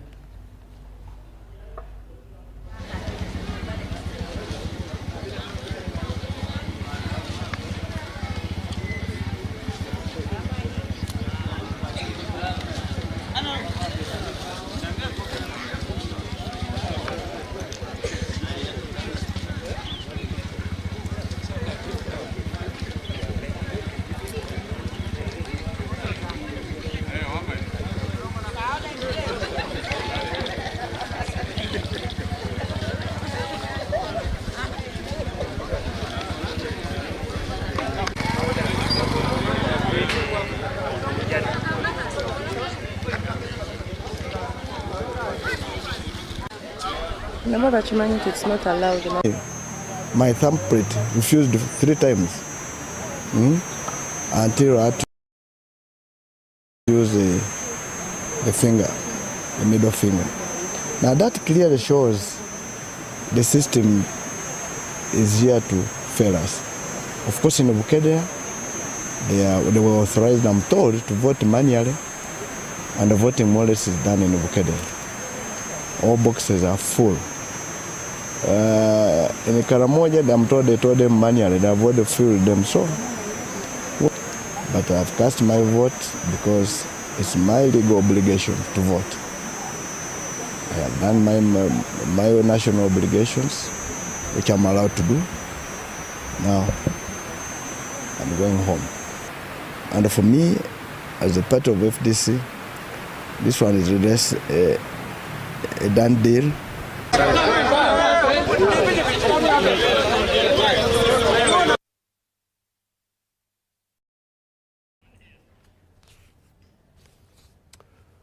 Leader of opposition in Parliament, Joel Senyonyi, says that the situation is tense following arrests of several people, including senior officials of the opposition party, after they made statements that many interpreted as calls to violence. Let's take a look. Nakawa Division, Timuya Primary School in Nakawa East Division, General Katumba Wamala, Minister of Works and Transport, thanked voters for exercising their civic duty and turning out in large numbers to elect their leaders as mandated by the Constitution. Participated in my expected normal duty of voting. Come here to vote at my voting polling station, and I was very happy to see the turnout of the people. I think it shows that many people have now understood the role of each one has in ensuring that the country goes forward. Similarly, leader of opposition in Parliament, Joro Besikazi Senyonyi, had just finished voting at Chanja View Primary School in Nakawa Division in West. After voting, he announced that he had received reports of clashes between security forces and some of their supporters, including the arrest of NUP's deputy leader in Western Uganda, Julie Jacqueline Tumushaba. Despite this, he expressed hope that the situation will improve. Actually, on the voters' register. And so I had to go to a couple of polling stations, and I met some presiding officers who were literally confused. Some polling constables who were saying, no, the EC had polling presiding officers, they will do their job, your agents should just be around to monitor. I said, are you kidding me?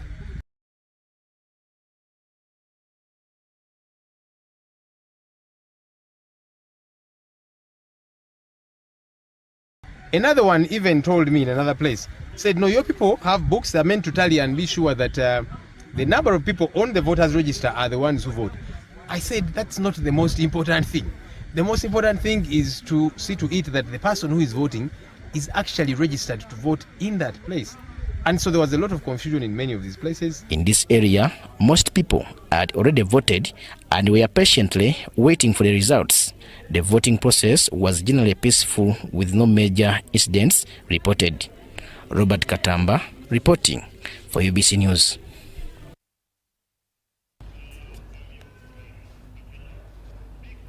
And in the area of security in Kampala, the general situation in Kampala's Central Business District remained calm as the population carries out its constitutional duty of voting for leaders for the next 5 years.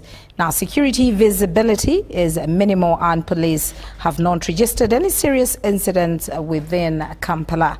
In some areas, security personnel have been strategically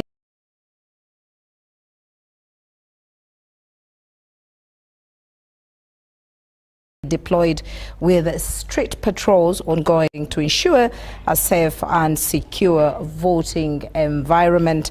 Based on the security guidance, security visibility during the polling exercise is intended to ensure stability and a secure voting atmosphere across the country, but not intimidation. Many streets in Kampala are empty, implying that people heeded their national duty of voting for their leaders. Now, security personnel have been strategically deployed to counter any election-related uncertainties, polling working with police and, of course, working together with military and other security agencies, conducting guided patrols on major streets in the city.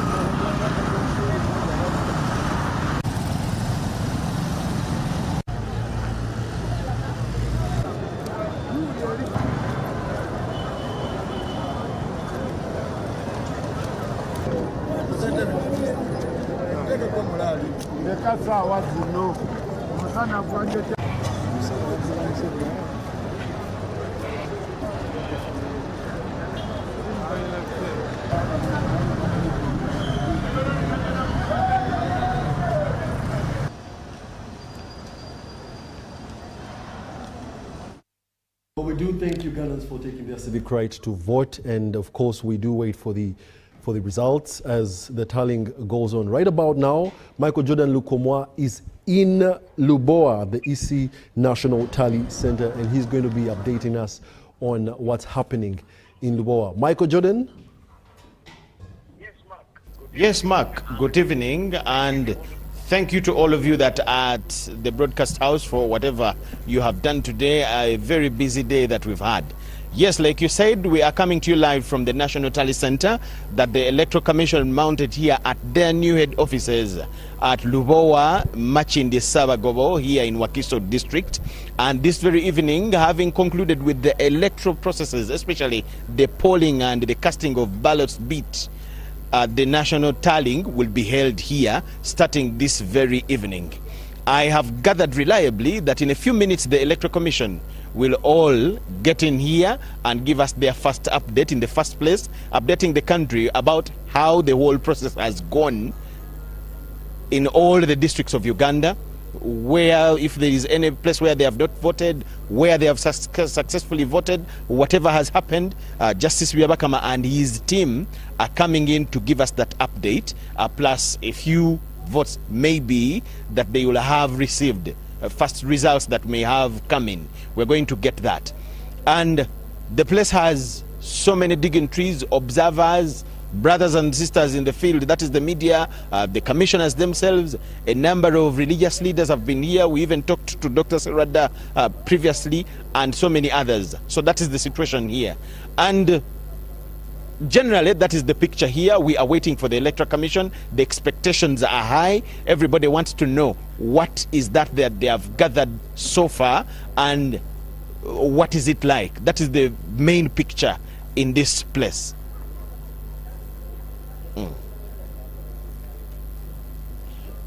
Have there been any hints on yes, explanations about the biometric machines at the National Tallying Center?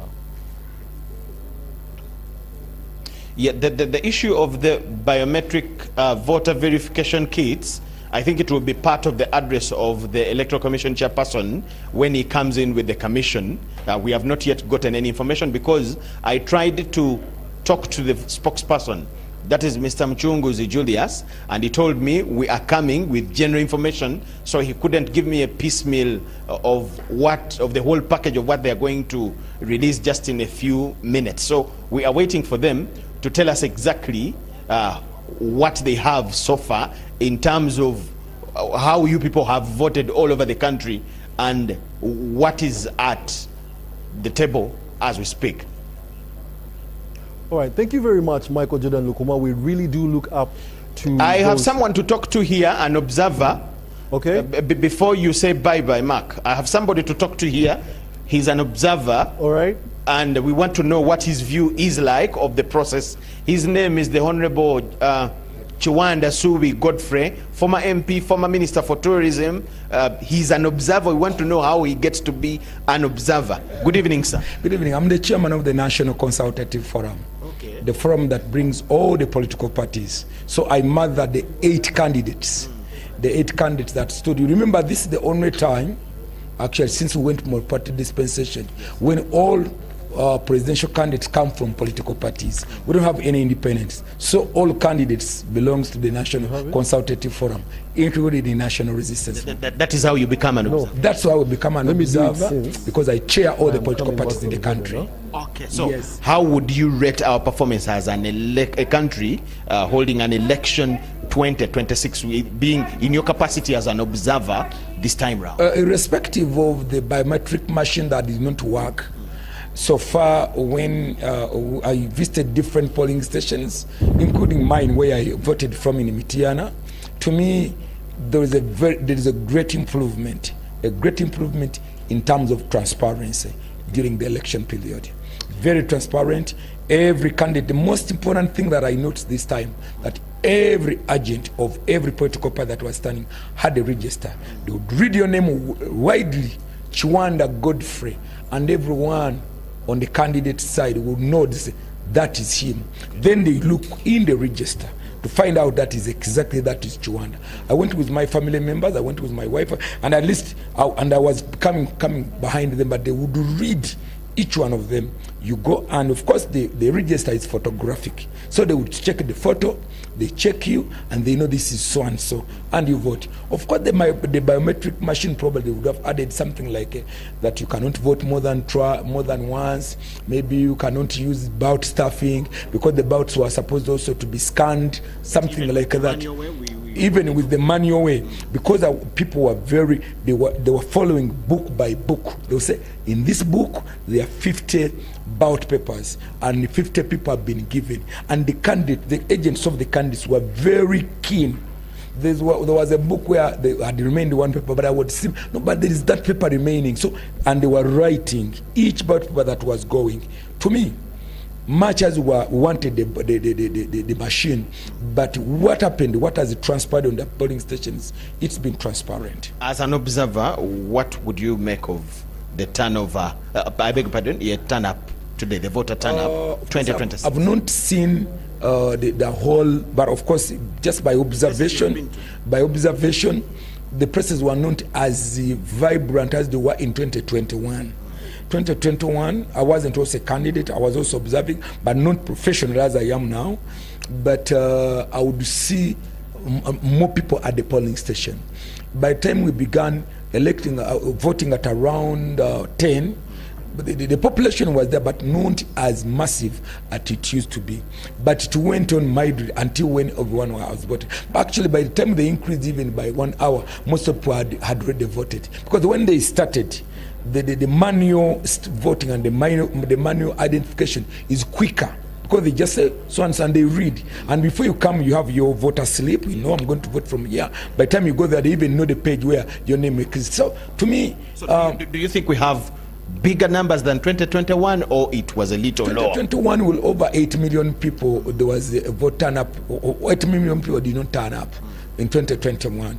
We expect that this time they might even probably be fewer. But I think because I'm talking about my observation has been in Central Region.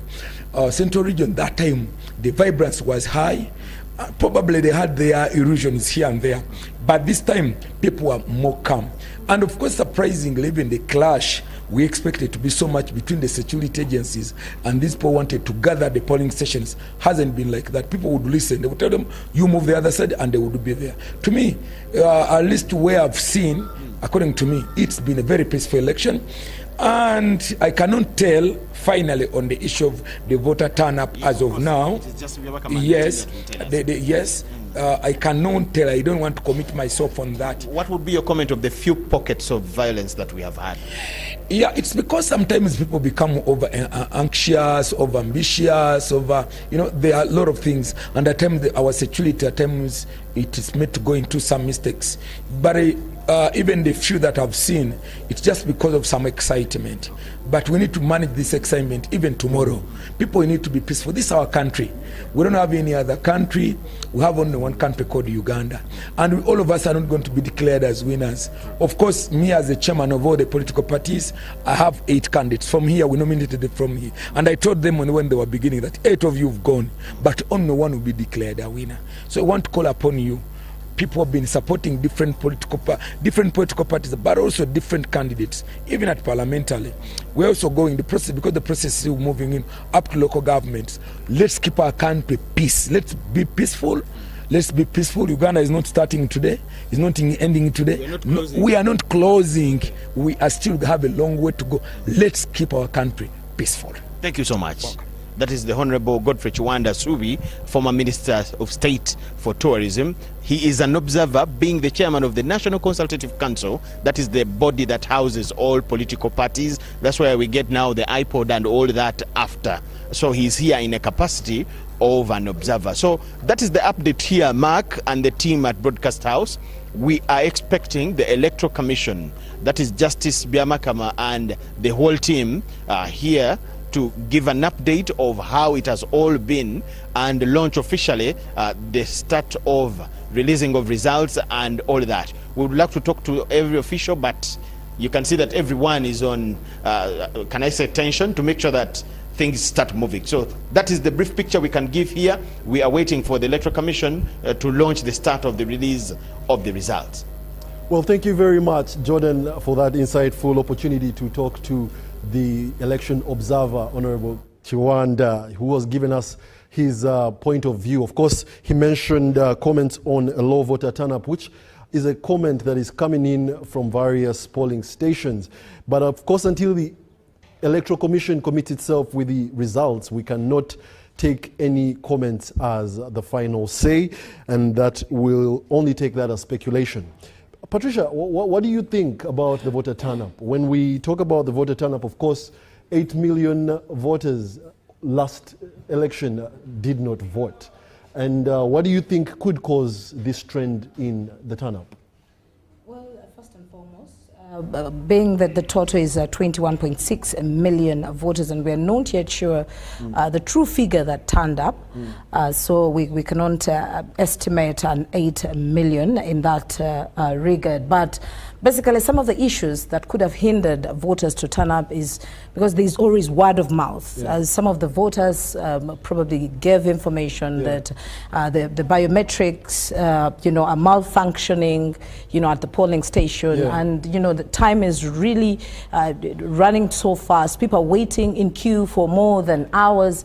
And that somehow discourages. And probably even some voters were found in the central, in Kampala. They couldn't travel to their districts where they vote from. Okay. Yeah. I think, some raise valid reasons, some perhaps not yet as valid, but whatsoever the case, it's already too late to change your mind. The ballots have been closed. And now let's move on. After years, months, weeks and days of anticipation, the countdown for the 2026 general election entered its final hours this morning. Eligible voters across the country turned up at polling stations to cast their ballots for a president and the members of parliament. Now in Nakawa Division East constituency, 12 candidates are contesting for the parliamentary seat. However, candidates and voters raised concerns over delays in the commencement of the polling exercise, as well as the malfunctions in the biometric voter verification kits, which they say compromised voters' right to participate in the democratic process. Our reporter Ivan Juko has more on this report. Across the country, registered voters have been streaming to polling stations to elect the president and members of parliament who will represent them in the August House in the next 5 years. We kick-started the day's coverage at Yako Zone polling station in Namuwongo in Machinde Division. However, polling began later than scheduled, drawing complaints from some voters. At the stations where I'm supposed to vote, it's running. We are out of time completely. Because in other places, in various places, now people are voting. I don't know why. It's taking time. Been a bit of delay, though I was one of the people invited to witness on the electoral materials that had been brought to the station. However, according to the way I'm seeing, there has been a delay. Materials arrived later at the polling station. Later, the voting materials reached the polling station. Stakeholders conducted a briefing for candidates, agents and voters on polling requirements, paving the way for the immediate commencement of the exercise. The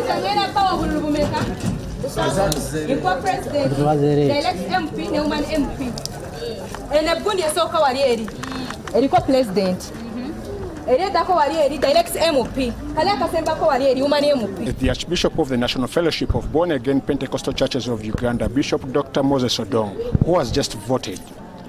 Bishop, what do you make of this exercise?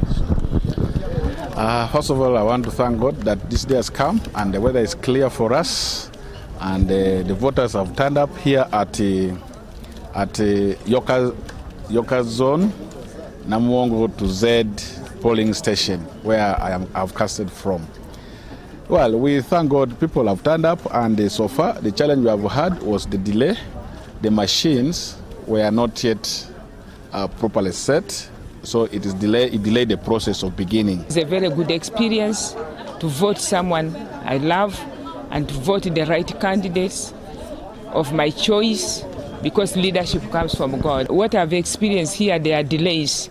There have been a lot of delay and people are quarreling from the line, but I still encourage as a mother, can we be patient and can we be calm? We then proceeded to Nakawa Division East constituency, one of the highly contested constituencies in Kampala.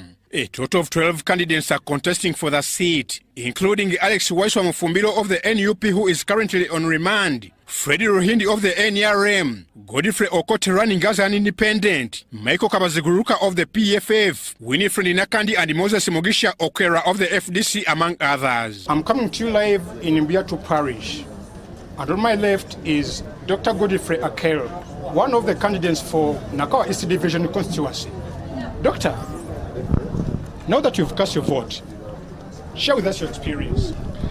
Thank you so much, our viewers. My names are Dr. Achel Godfrey Okot. The polls were supposed to open initially at 7 a.m. in the morning, but to our dismay, the voters haven't turned up in big numbers. Polls never started until after 10. To be more specific, about 11 o'clock.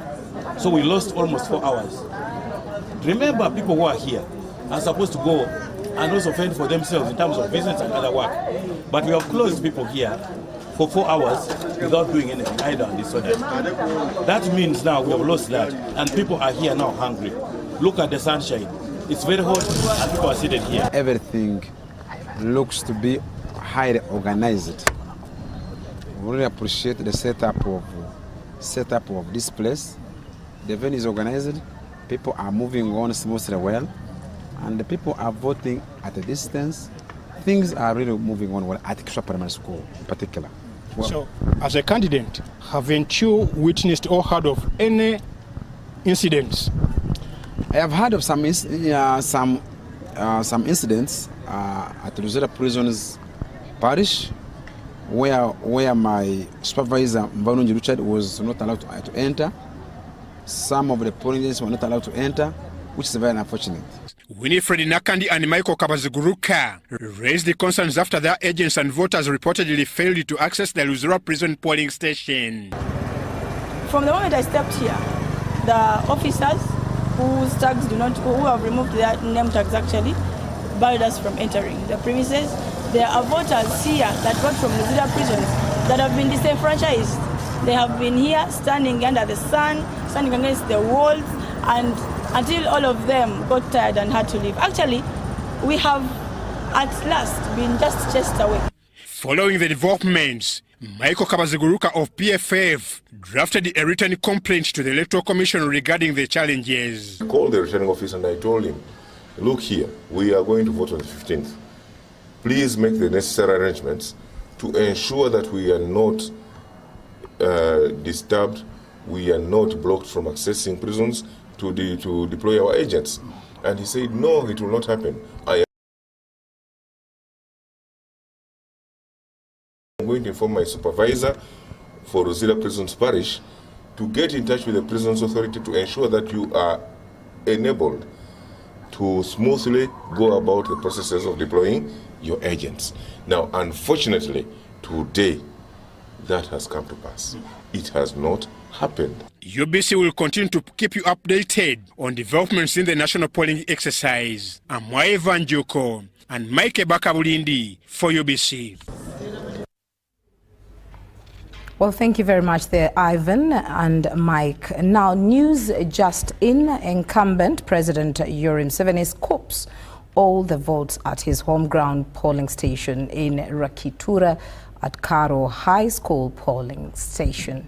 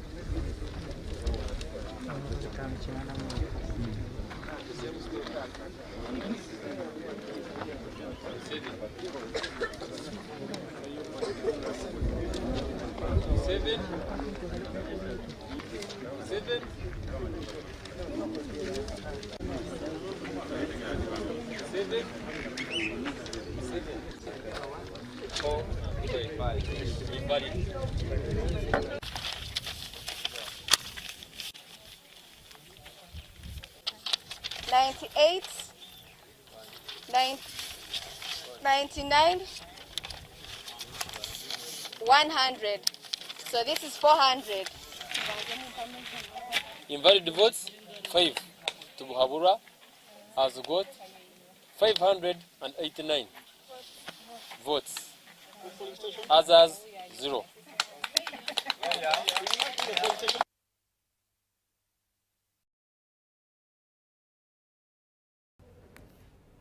Well, they say east-west home is best, and it's coincidental that President Yoweri Kaguta Museveni is coming from the east. Well, congratulations, President Yoweri Kaguta Museveni, for winning in your home village.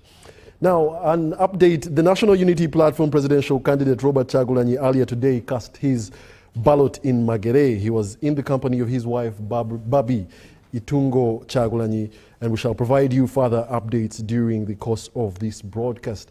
But of course, what you're seeing right now on the TV is some of the highlights that were happening when he was coming to cast his ballot.